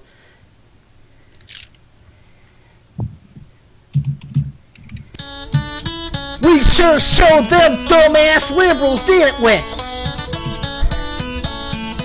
Whoo! But they basically stole almost $7,000 from the people of Chicago by abusing this program. Now, I've said it before and I'll say it again. I have no problems with private gun ownership or with kids learning to shoot. In fact, if you're going to hunt, if you're going to learn to shoot, you should learn as early as possible because you need to learn. You need to learn the basic rule of a firearm, which is you don't point your firearm at something you don't plan to destroy. Yeah, basically. And so what they did was they collected guns they knew were not functional, that were done. They described it as scrap metal. And they turn them into the program, knowing full well the program says for every, they basically pass these guns off as functional weapons, knowing they weren't. And I believe that this could be considered fraud. I would agree. I mean, you'd have to look, in my opinion, I haven't seen the official rules. You'd have to make sure that that was actually in the rules for it to be fraud. That said, in spirit, it almost certainly is. Well, I pull up the website, and there was nothing there. But the thing is this. They knew what they were doing. And here's the thing. This is an NRA-backed group. This camp is backed by the NRA. They have a shitload of money. Right. Why are they stealing $7,000 from Chicago to buy ammo? Just get some rich motherfucker on the right to open up a pocket. What, you can't go to the Cokes and beg for some money? I don't think you can, actually. That would involve them, like, giving away money to not do something besides buy an election. But seriously. But here's the thing. Because reading over, I mean, the group that got the $6,000 and got their guns, according to the story that I have in front of me right now, was actually a youth camp that was training kids to use guns safely, which, as we discussed earlier, is a good thing. They're just being dicks about it. Well, and like I said, I want, if a kid's going to learn to shoot, the sooner the better. Because they learn safety, they learn how to handle that arm. But the fact of the matter is, it's not like they were short on money. They did it because they thought it would be cute. Like I said, we sure showed them dumbass liberals. Yeah, I mean, it's not even because they really needed the money. It's just because they wanted to pull one over. And yeah, they thought it was cute. They thought it would be cute. Congratulations. You got us. How do you feel about that? And you know what? I say this. Maybe some state guys a visit, because I'm sure there's paperwork with their name on it. And if that visit ends with, sorry, Billy Bob Joe Bob, we can't afford ammunition this year because I just had to pay an $8,000 parking ticket from Chicago, so be it. We need to teach these motherfuckers a lesson. Okay? And if that means doing some dirty tricks, like I said, an $8,000 parking ticket, so be it. Because it wasn't just that they stole money. You know what? Even if it's not fraud, that is definitely stealing, as far as I'm concerned. I agree with you in principle, but I don't know. I don't think that fighting corruption with corruption is the way to go. It's not corruption. It's getting that money back from the people who stole it. All right, I'll give you that. Maybe that is corrupt. What they need to do is say, we're going to sick the state revenue service on you, and we're going to look for any money you guys owe. And if it's there, that's fair. We're going to collect that money. And if they find, use the legal means that are there to get that money back. You don't need to be dirty about it, because you can do it perfectly fine within the system. I mean, you know what? And I know that I get a little, I know I get a little crazy. Okay, and I apologize for that. But the fact of the matter is, we have to say, enough is enough. Mm-hmm. I like how this group that's defrauding Chicago out of, sure, it's only $6,000, which in a city budget is not that much. But these are the same people who complain about not having, budget shortfalls. Keep going. So, who do you think is causing it? The people who are scamming them out of money. Yeah. And like I said, okay, maybe I was a bit extreme when I said they get a visit from a state trooper and the money with a fake ticket. But at the very least, this group needs to be investigated and have all their financials gone through to see if there's any money they owe the state. And if it is, they need to be, you guys just got $7,000! Pay up now, motherfuckers!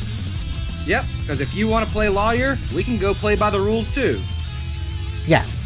Anyway, we're going to go to a break. When we come back, we're going to have Kenny Pick from Turn Up the Night. We're going to do a special extended edition of Asshole of the Week with our new jingle. Woo.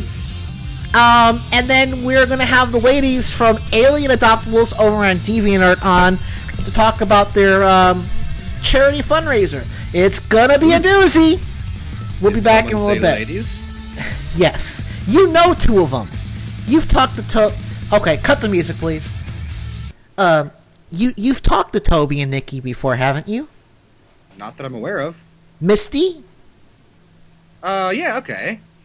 She goes by Toby now. She wants to legally change her name to October, which is cool, you know. Huh. But yeah, Toby and Nikki, but you probably don't know the others. Anyway, back to the music. Anyway, continue. We'll be right back after these messages with Kenny Pick.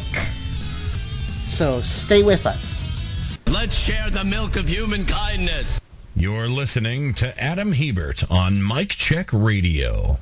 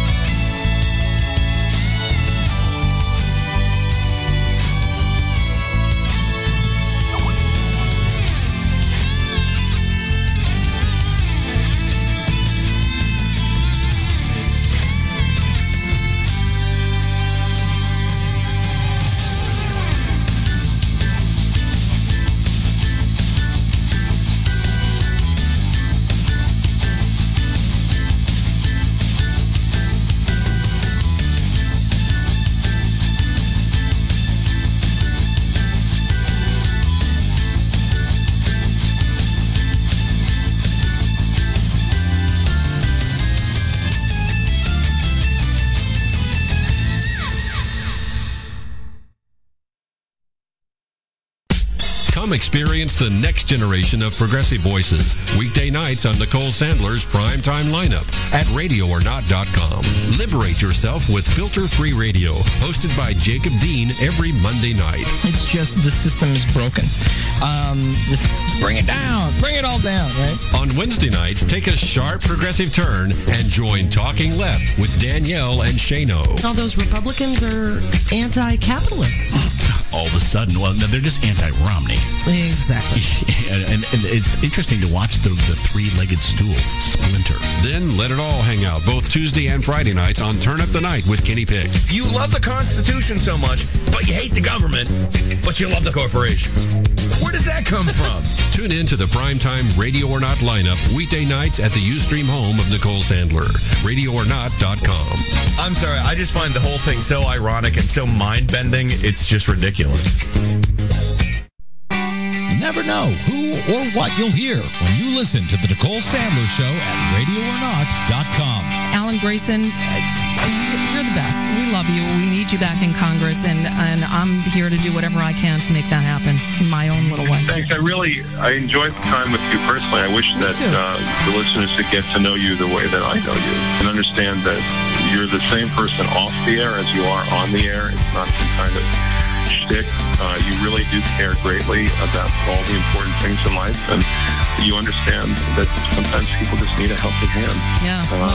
And that the world, as John Kennedy said, doesn't start out there. You have to make it that way. The Nicole Sandler Show, live Monday through Thursdays at 10 a.m. Eastern, or podcast anytime at radioornot.com. What the hell? Are you stuck at home on a Saturday night with nothing to do again? Can't take it anymore!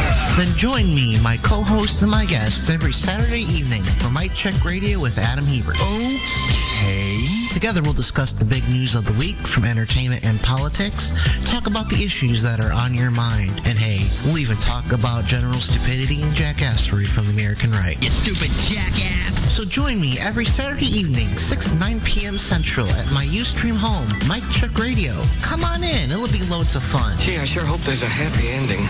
I love a happy ending.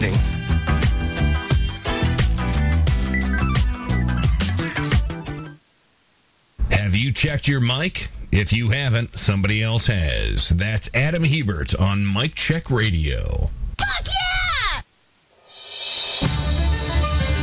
This is Mic Check Radio with Adam Hebert.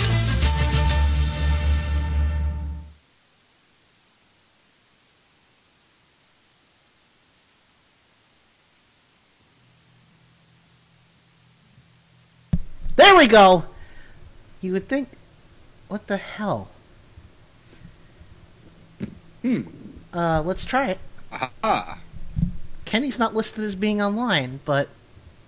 Oh, he seems to be on the screen. Okay, there we go. A wild Kenny approaches. Command? Hi, Kenny! Hi, how's it going? Well, thank you. It's been what, a little over a month since you were last with us. Thank you for joining us. I figured you'd want to be in on this week's asshole of the week. We'll get to that in a second, but sure. Thank you for joining us as always. And I don't know if I had a chance to tell you, I offered Wes the co-host position, and he has taken it. He is now my co-host. So. Oh, well, very cool. Welcome. You guys need to christen the ship with a bottle of champagne or something? Yeah, tequila, to be honest. But no, he's already contributed to two promos I'm going to try and get out this week. But thank you for joining us. Like that might be some AP work there. Might be associate producer work too. Oh snap! Oh yeah. I don't know. I just do what he says. But no, in all seriousness, thank you for coming tonight, Kenny. I appreciate it. I always do, but thank you very much. And think nothing of it. Well, all right then. It's like I was jokingly telling you last night. I consider you to be, my senpai and my wise Yoda-like mentor. Except you talk, in regular English. A little bit taller than Yoda. I can't tell you that. Well, and you're taller, but anyway. Still green. Yeah, I feel a little green today. So is it easy being green, or was Kermit right? It's a snap. Okay. Yeah. Anyway, what's going on? Well, I was going to say we got, this one's big. Last week I went after Brent Bozell for his snarky little Anderson Cooper tweet, and I still didn't get hate mail from the Media Research Council. It's like, what do I have to do to get attention from you people? But this week we're going after a big one. This is, this guy just pisses me off in every conceivable way. And I know he's a regular target of yours, Kenny. We're not even gonna tease this anymore. We're just gonna go straight into it, and we're gonna premiere the new jingle for Asshole of the Week, and I'm actually very proud of this. So here we go. Who is he? He's an asshole, sir. I know that. What's his name? Asshole. Major asshole. I knew it. I'm surrounded by assholes. Were you born an asshole? Asshole? Or did you work it your whole life? Either way, it worked out fine. 'Cause you're an asshole tonight. How many assholes we got on this ship anyhow? So, as someone who does audio all the time, Kenny, I have to know, what do you think? Credible attempt? Job. And Fine piece of work. And I have to say that background, I would never thought use that if you hadn't recommended it. So, this week's Asshole of the Week is Mr. Ted Nugent, who, as I said, is a favorite target of Kenny Picks, and that's why I was like, let's get Kenny Pick on. This week, or was it last week? I think it was after the show last week. He, one of the things that always bothers me, because I lived, as I was saying earlier, I lived down south for about half the year. I can't afford to live in Illinois when school's not in session. But one of the things that always bothers me when I go down south is I regularly see the flag of the Confederacy flown at the same, flown as the equal to the American flag. And last I checked, first of all, they were an enemy nation. Second of all, they lost the big one. Also, as a point of interest, actually, the one you see is not actually the Confederate flag. That is the flag of the Army of Tennessee. Oh, someone's been doing homework. This is a big thing for me because I'm working a tourist trap down south. Well, thank you for pointing that out. But the point is that is still the flag of what it was an enemy nation, and the flag. Well, Kenny, what does the flag code say about other flags and being flown at the same, as the equal? Does it say anything about that? I thought it did, but I'm not sure. I did. It's I can look into it for you though. Well, I just thought you seem to know the flag code somewhat better than I do, so I thought I would pose that to you. I'm primarily just know how, I haven't seen anything about, displaying it, equidistant with, another flag, but right. It might be in there. I would assume that a state flag should fly beneath it, so if a state flag should fly beneath it, then, what other flag has any business doing being equal with it? Besides, regardless of whether it's legal or not, it's still douchey. Yeah, well, here's what he said in his article for, I believe it was it doesn't say where he wrote this, but here's what he had to say. Because our legislative, judicial, and executive branches of government hold the 10th Amendment in contempt, I'm beginning to wonder if it would have been best had the South won the Civil War. Oh, thank you. You took the words right out of my mouth. Wow. By the way, the answer is no.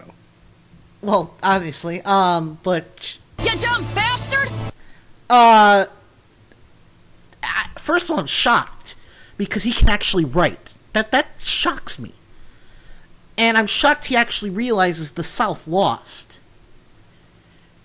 But let's face it, this is a guy who has made his modern career, because he wasn't that big of a star in the 70s, from what I've read. He had like a couple hits. In fact, Nugent, who scored minor hits with the single Cat Scratch Fever, so he wasn't a big star, but this is a guy who always says, oh, I love my country so much, oh, I'm such a patriotic American, but he sits here and he says, but the South should have won the Civil War.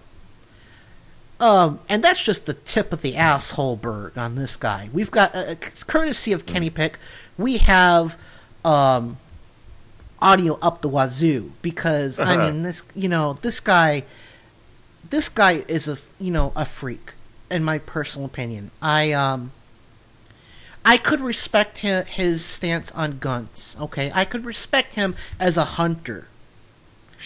I sure can't. Listen to what he actually says. Well, but I'm just saying that. But he sits here and he goes.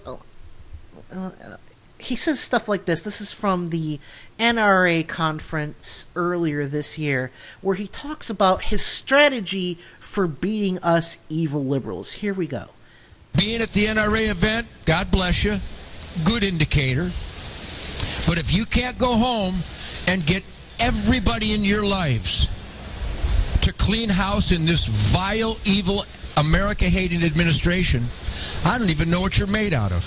If you can't galvanize and promote and recruit people to vote for Mitt Romney, we're done. We'll be a suburb of Indonesia next year. Our president and attorney general, our vice president, Hillary Clinton, they're criminals. They're criminals. And I'm going to pause that for 1 second. He talks about them being criminals. Kenny, would you consider it a crime if you have sex with an underage girl and then get her parents to sign paperwork making her your adoptive daughter? Would you say that that's still a crime? It's a definitely a moral crime. I mean, am I getting that wrong, or am I just phrasing it in a strange way? It's still a really skeevy way to do something legally, to basically mask what would otherwise be considered illegal activity. It's still statutory, isn't it? I mean, she's still underage. Well, yeah. I mean, if he had sex with her after, even if he adopted her. Well, yeah, if he adopted her and had sex with her, of course, yeah, that is statutory. So yeah, he's a criminal. And geez, I just turned into Scott McClellan there for a second with my voice. Let's finish out this clip. if you take that adamant we the people defiance, remember we're Americans because we defied the king. We didn't negotiate and compromise with the king. We defied the emperors. We are patriots. We are Braveheart. We need to ride into that battlefield and chop their heads off in November. Any questions? Well, first of all, different. First of all, I want to say I have no problem with him comparing himself to Braveheart, so long as the story ends the same. Maybe that's being a bit extreme, but he obviously doesn't know what happened to Braveheart. I don't mind him comparing himself to Mel. I said I don't mind him comparing himself to Mel Gibson. Well, they do share certain.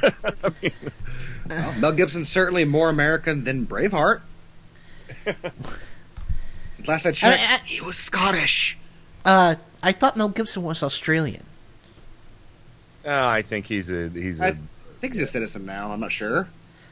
Well, I mean, they would get. I have no doubt they'd get along swimmingly because they're both dicks. But, you know, here's the thing.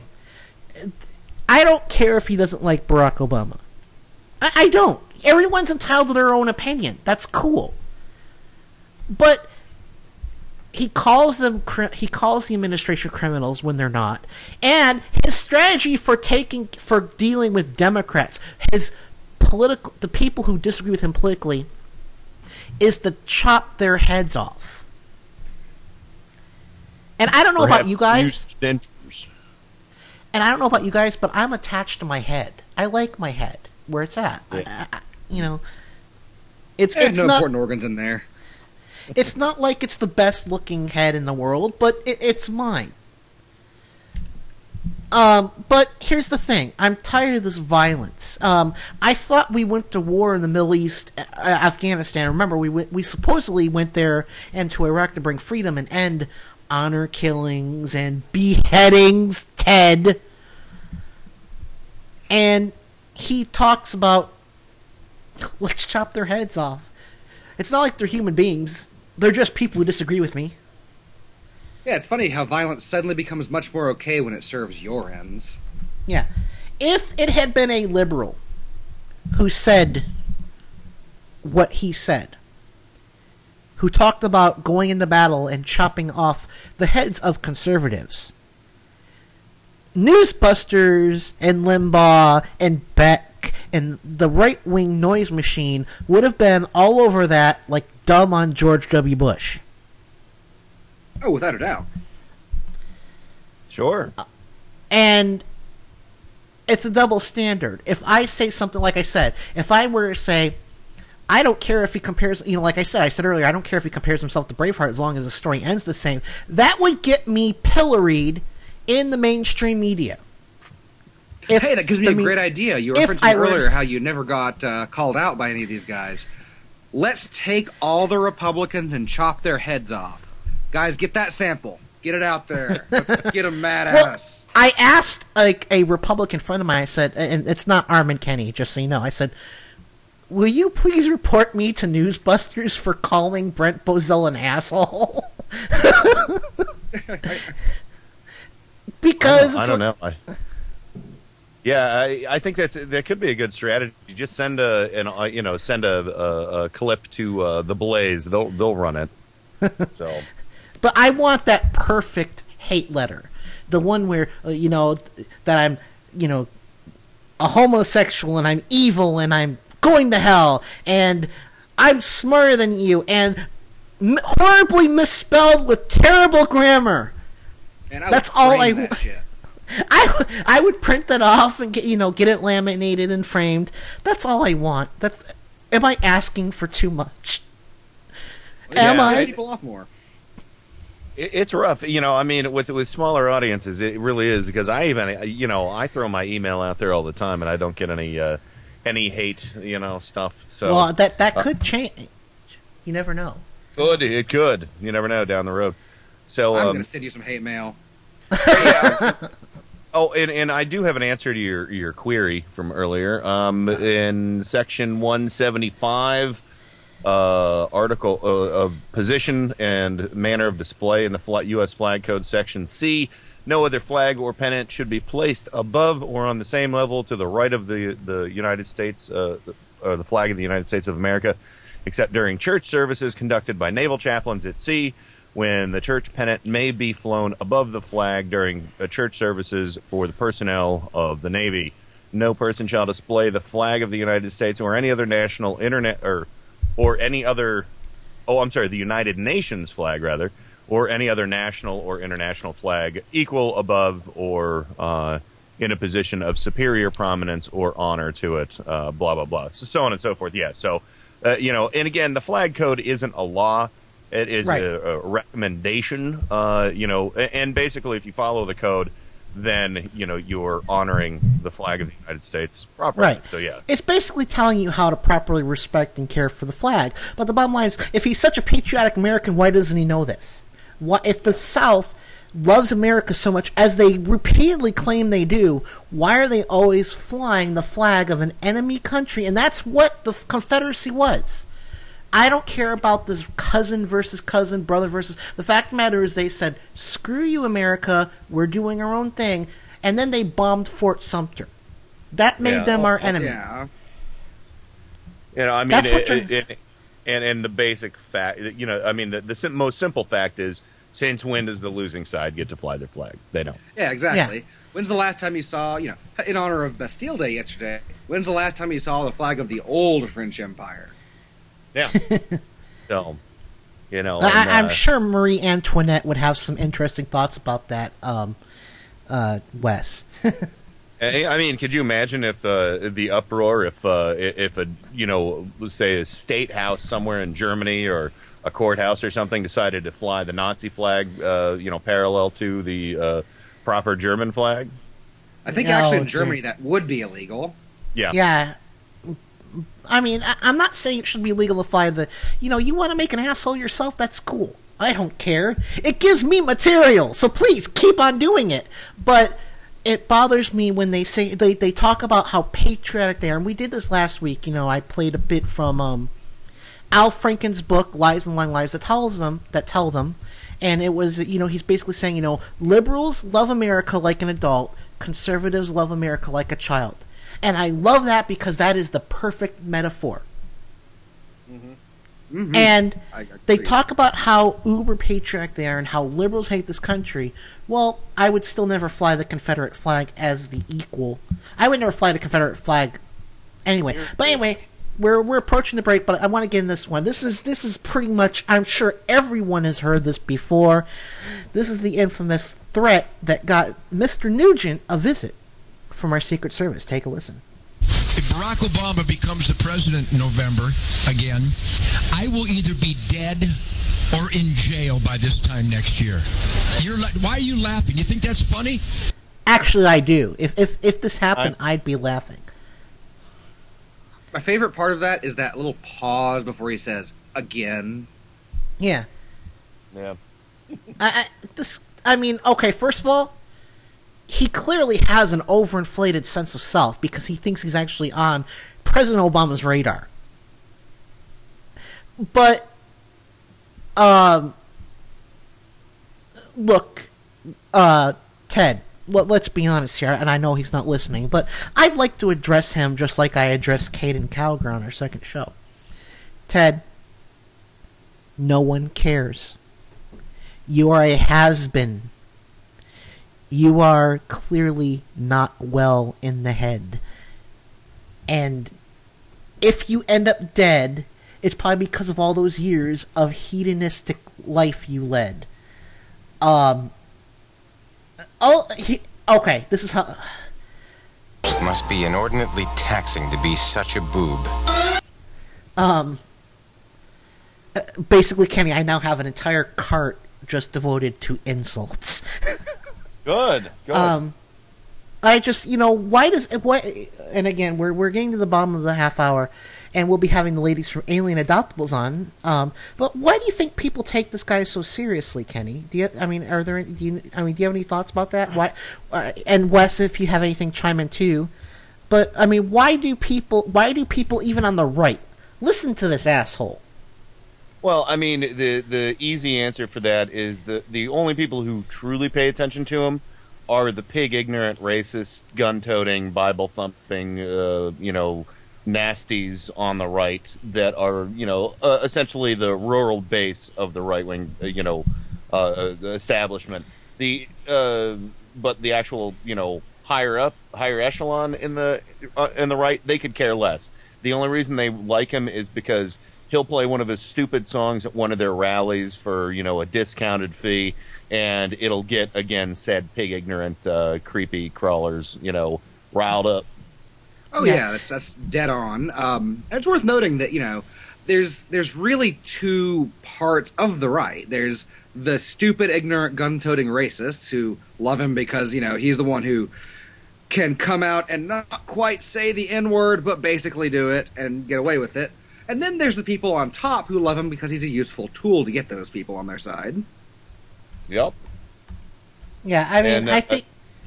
And what a tool he is. Yeah, and I think Democrats care about him because he's easy fodder to point out how the right attracts lunatics.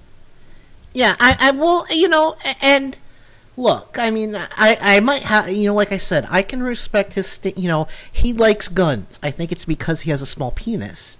But that thought aside, I don't want to take his guns away.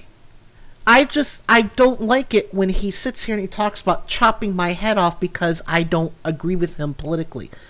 I'm all for common courtesy, but there comes a time when we just have to say, Ted, you're an asshole. That's one of the first steps of authoritarianism: dehumanize the opposition. Yeah. So, yeah. And nobody really wants to take his guns away because of all the orifices he says he likes to shove them in. Oh my! We'll see what we can do with that after the show because I couldn't get it to sound any better. I tried. Lord knows I tried, but that's all right. So, again, just to recap. First of all, again, Kenny, thank you for joining us. And we're gonna have the ladies from Alien Adoptables on. And for the rest of the show, to talk about their upcoming fundraiser. They're going to be raising money by drawing for the World Wildlife Federation and Human Rights Watch. I'm really excited about this. I helped promote it on Kenny's show last year. So, we're going to do everything we can to make sure it's a success, right? Yep. Absolutely. All right, so let's go to break, and we'll be back with the ladies from Alien Adoptables shortly. God, it's like my brain's that tree and you're those little cookie elves. Smarter than Savage and sexier than Limbaugh. This is Adam Hebert on Mic Check Radio.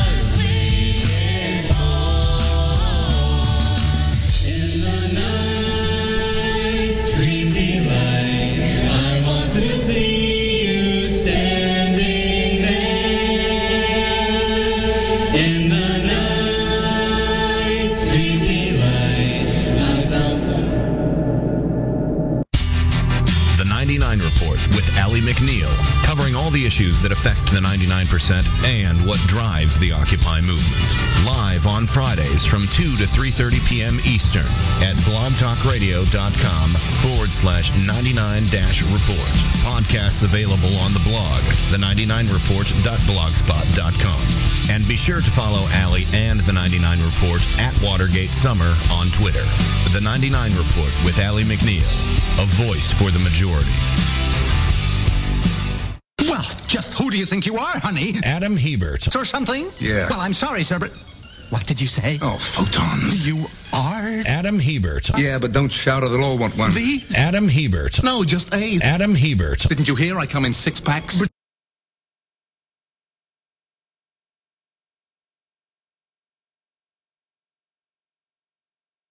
There we go. I meant to play the left-wing radio station's commercial, and unfortunately it didn't play for some reason, which kind of threw me off. I was expecting to have about another 35 seconds, so sorry about that. I could do a live read of it right now if you want. Go for it. It would be putting you on the spot to say go for it. I don't remember the whole script, but I'll just say, from sea to shining sea, left-wing radio stations.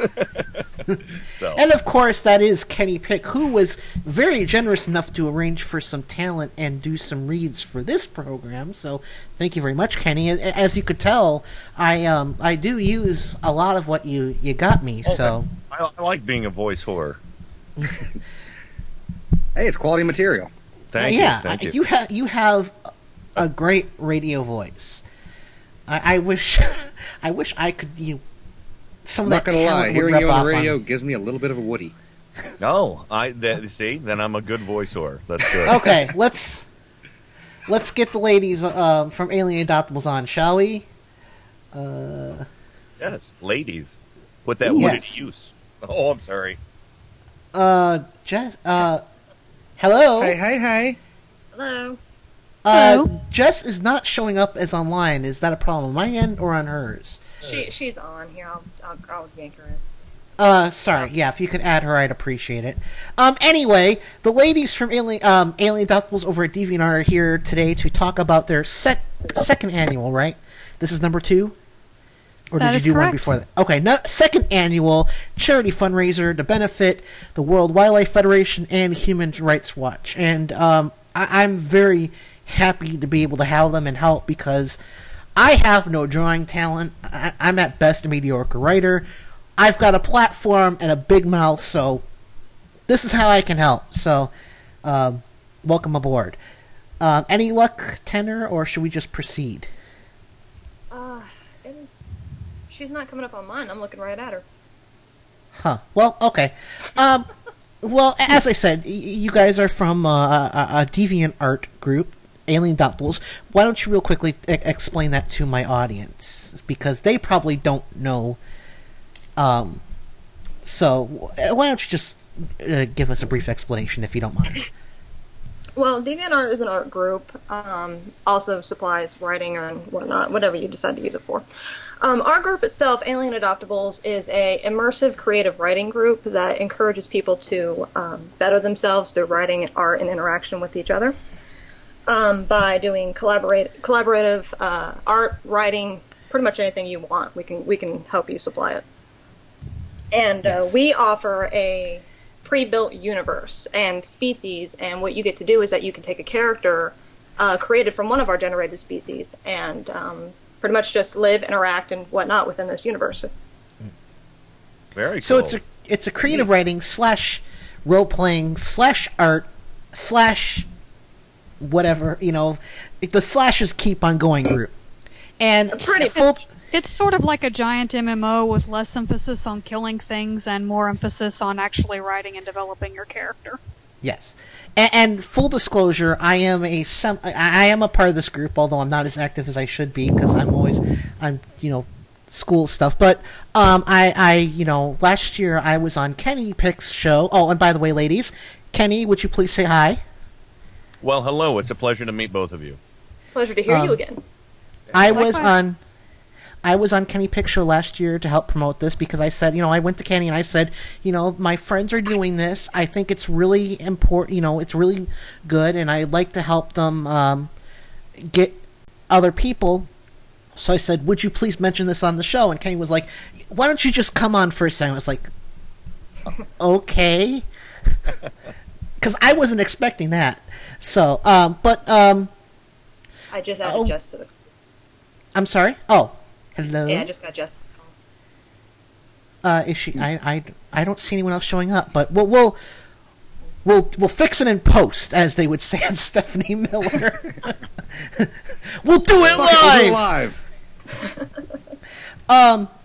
So, are you guys doing anything really? Last year, for example, I know Nikki was doing pre-drawn index cards that she would send to people. And yes, this year I'm doing fully digital, as I was not able to get a lot of the note cards. I think people prefer seeing their things made as I'm doing it, so I'm doing all digital on Join Me this year. Well, and I which one did I buy? I forget, Nikki. I know it was something I was. Was it one of the Ronin Warriors ones? I think. Yes, you bought the shoe that I had made as a pre-existing one as a sample, and then you commissioned one other. I don't recall which. Right. Well, I just wanted to say, no hard feelings. I just wanted to help out. So, and Tenor, you did an entire weekend where you drew almost nonstop. Is that? I mean, I may be getting the details wrong, but you basically drew. Taking that's correct. And are you going to be trying that again this year? Yes, the 27th through 29th I will be doing that. I've already got plans for the child to be taken care of this year, so I will not have to stop for her. So I will only have to stop to sleep and eat. That's good. Well, just mind your health. But and you know what? In retrospect, I should have found what I got from you, Tenor, so I could post, show it to the channel. And damn it, why do I always think of these things while I'm talking to my guests? What we'll do is I'll get some of those things up on the show blog, and so everyone can see. But I was talking to Kenny Pick last night, and one of the things I would like to do to promote this event and get our well, I'm not Radio or Not, but I'm just me. But to promote, to encourage my audience and Kenny's audience and Jacob Dean's audience, what I'm going to do is I'm going to work with Kenny to get Kenny, feel free to contradict me and stop me if I am saying too much. Kenny is going to the Stephanie Miller Sexy Liberal Comedy Tour this August. I believe August 8th, was it? Something like that. It's early August, but I'm going to arrange with Kenny, and we're going to get a copy of the physical CD and get it signed by Stephanie Miller, Hal Sparks, and John Fugelsang. And after we have the ladies back to tell us the results, during that segment, we will announce who gets the CD. So what I'm going to do is this. And Tenor, if this is too much, we'll figure something else out. If one of my audience, or again, Kenny's audience, if you are affiliated with Radio or Not, or Progressive Blend, or anyone who hears this, or Kenny, feel free to say this on your show. If you just say, I'm from Radio or Not, I'm from Mike Check Radio, Adam sent me, Kenny sent me, something to identify yourself as one of our audience, you will get an entry into this raffle for this CD. And once we'll have the girls back, you don't mind if I'm saying that part, right, girls? We'll have you back so you can tell us the results of this fundraiser, and then we'll let one of you guys, we'll figure out who, announce who wins the Sexy Liberal Show CD. How does that sound? That sounds fine to me. Okay, and this is just out of my, I'll make the arrangements for this. All right, just keep me posted. So, yes. So again, if you are part of this audience, or Kenny, if you would mention this on your show, it would mean a lot to me, unless you mind. I don't mind at all. Just say, I'm with these people, to identify yourself as one of our audience. You will be entered in the raffle once for every picture you purchase. And Tenor, do you have any details on pricing yet, or is that still up in the air? I will be offering everything at half price for my commissions. There will be a journal up this evening containing everything that we will be doing. Prices for the live stream will be $3 for a flat color, $2 for an ink, and $1 for a sketch. And you just sent me one of the ones, so let me pick one at random, and I will post it on. We'll switch. It'll take me just 1 second to switch the stream, and I apologize. Like I said, we are doing this live. But let me get this on the screen real quick. But it's good art. You are an excellent artist, Tenor, and I highly respect your work. And I recommend to my listeners, take advantage of this. You know, you're doing something good for charity, and you are going to get something good. And come on, work, you stupid computer. Mike Check Radio, where you'll hear Adam yell at his computer. Hey, at least I work on the principle that you can't make fun of skin-peelingly bad movies if you can't make fun of yourself. That is my official... Oh, absolutely. Oh, yeah. That is my official... Self-deprecation is a good quality. Anyway, we're going to put that picture, one of the pictures up. This is one of the pictures that... Oh, I think I have to swap it out. Oh, no, what did I do wrong? Like I said, doing it live. This is one of the pictures that I commissioned last year. Unless things are changing, you send Tenor the money, you ask, will you do this? And she just, if she's available, she starts. I mean, that's pretty much she gets the best it way. done in about 5 minutes. Yeah. I mean, I've been doing pretty good with my preliminary items here, but she is fast. Yeah.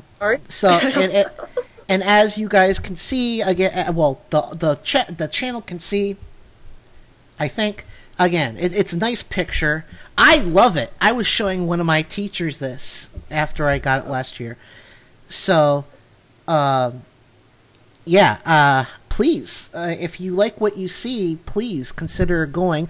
I will have details at our show blog once they go up. Are there any other details you'd like to share about this? Any thoughts or... We can supply you which charities will be assisting this year. Yeah, I believe I mentioned them, but go ahead. Nikki and Jess have more details on those than I do. Okay, would you like to go first? Sure. The human charity we are benefiting this year is the Human Rights Watch. You can find them at www.hrw.org. They are an organization dedicated to reporting, fact-finding, addressing war crimes from governments and the various rebel groups that also do not nice things, exposing human rights abuses and advocating equal rights for women, minorities, all sexual orientations, basically everyone. They are one of the co-founders of the Coalition to Stop the Use of Child Soldiers, co-chair of the International Campaign to Ban Landmines, and a member of the International Freedom of Expression Exchange. And we did look into these. The HRW is accredited by the Better Business Bureau Wise Giving Alliance, and it's got a 4-star rating on Charity Navigator. The most interesting thing about their funding is HRW does not accept direct or indirect funding from any government whatsoever to try to prevent anyone from buying them off from anywhere in the world. They only accept private donations. Good. And the second... and basically every year... Well, again, second annual... It's one human charity and one animal charity. So what animal charity are you guys going to be benefiting this year? The animal charity we're doing this year is World Wildlife Fund, and they're a charity that most people have heard about one way or another, either through TV or through the stuffed animals that you sometimes see in shops. You can find them at www.worldwildlife.org. The organization has been around for 50 years. They are obviously a worldwide organization. And their goals is to help build a future that is a nice balance between humans and animals, They work on environmental protection, returning species to their natural habitats, general conservation, and just working with the public and working on getting information and knowledge about species and conservation of those species. Right. And these are good causes, and we're going to get a couple more examples of art, this time from Nikki, to show... I'm sorry. I talk about doing it live, and I clearly cannot do it live. Do it shows. I'll write it and do it live. I had to do it. Kenny, and Kenny with his box to save my keister. Like I said, 1 second. So if I can chime in just for 1 second, I want to say that those are both outstanding charities. World Wildlife Foundation, not only great for animals, they actually successfully sued the World Wrestling Federation to change their name to WWE. So, but both great charities. Human Rights Watch is fantastic as well. So, bravo on picking some stellar charities. There is now a picture of what Nikki did for me last year, a picture of my original character, Xander, who is a personal favorite of hers for and mine, but please don't tell me you're freezing up on me, Wirecast. Oh, there we go. And come on. And I'm trying, damn it, I'm trying! Show us some love, goodness. But computers, just like cats, they never behave. Oh, don't get me started on cat. I wanted to do something in that case. No, I get this picture.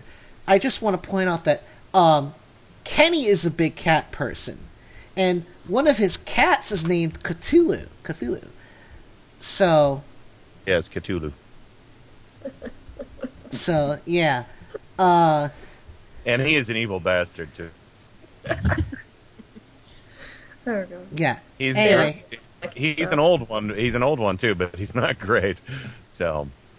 And here's a picture recently of Nikki's new digital style. Well, I guess how new is this? Is this style of yours, Nikki? That particular image I did this morning. I've been. We have all been doing small images like this to gather points to raffle off to DA members.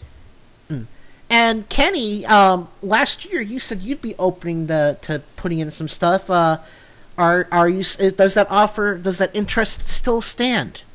Yeah, I think I can throw some stuff together in a relatively short amount of time. And I don't Tenor. I know I mentioned this before, but one of Kenny's regular co-hosts, P.S. Mueller, and Jess wants to know if she can throw an example. Yes, but quickly, please. We're almost out of time. P.S. Mueller. Oh, never mind. P.S. Mueller says if you are doing a benefit for animal charity, he has a free he'll do a free cartoon. So we'll probably throw that in as another raffle to the Sexy Liberal Comedy Tour CD. What do you think about that, Kenny?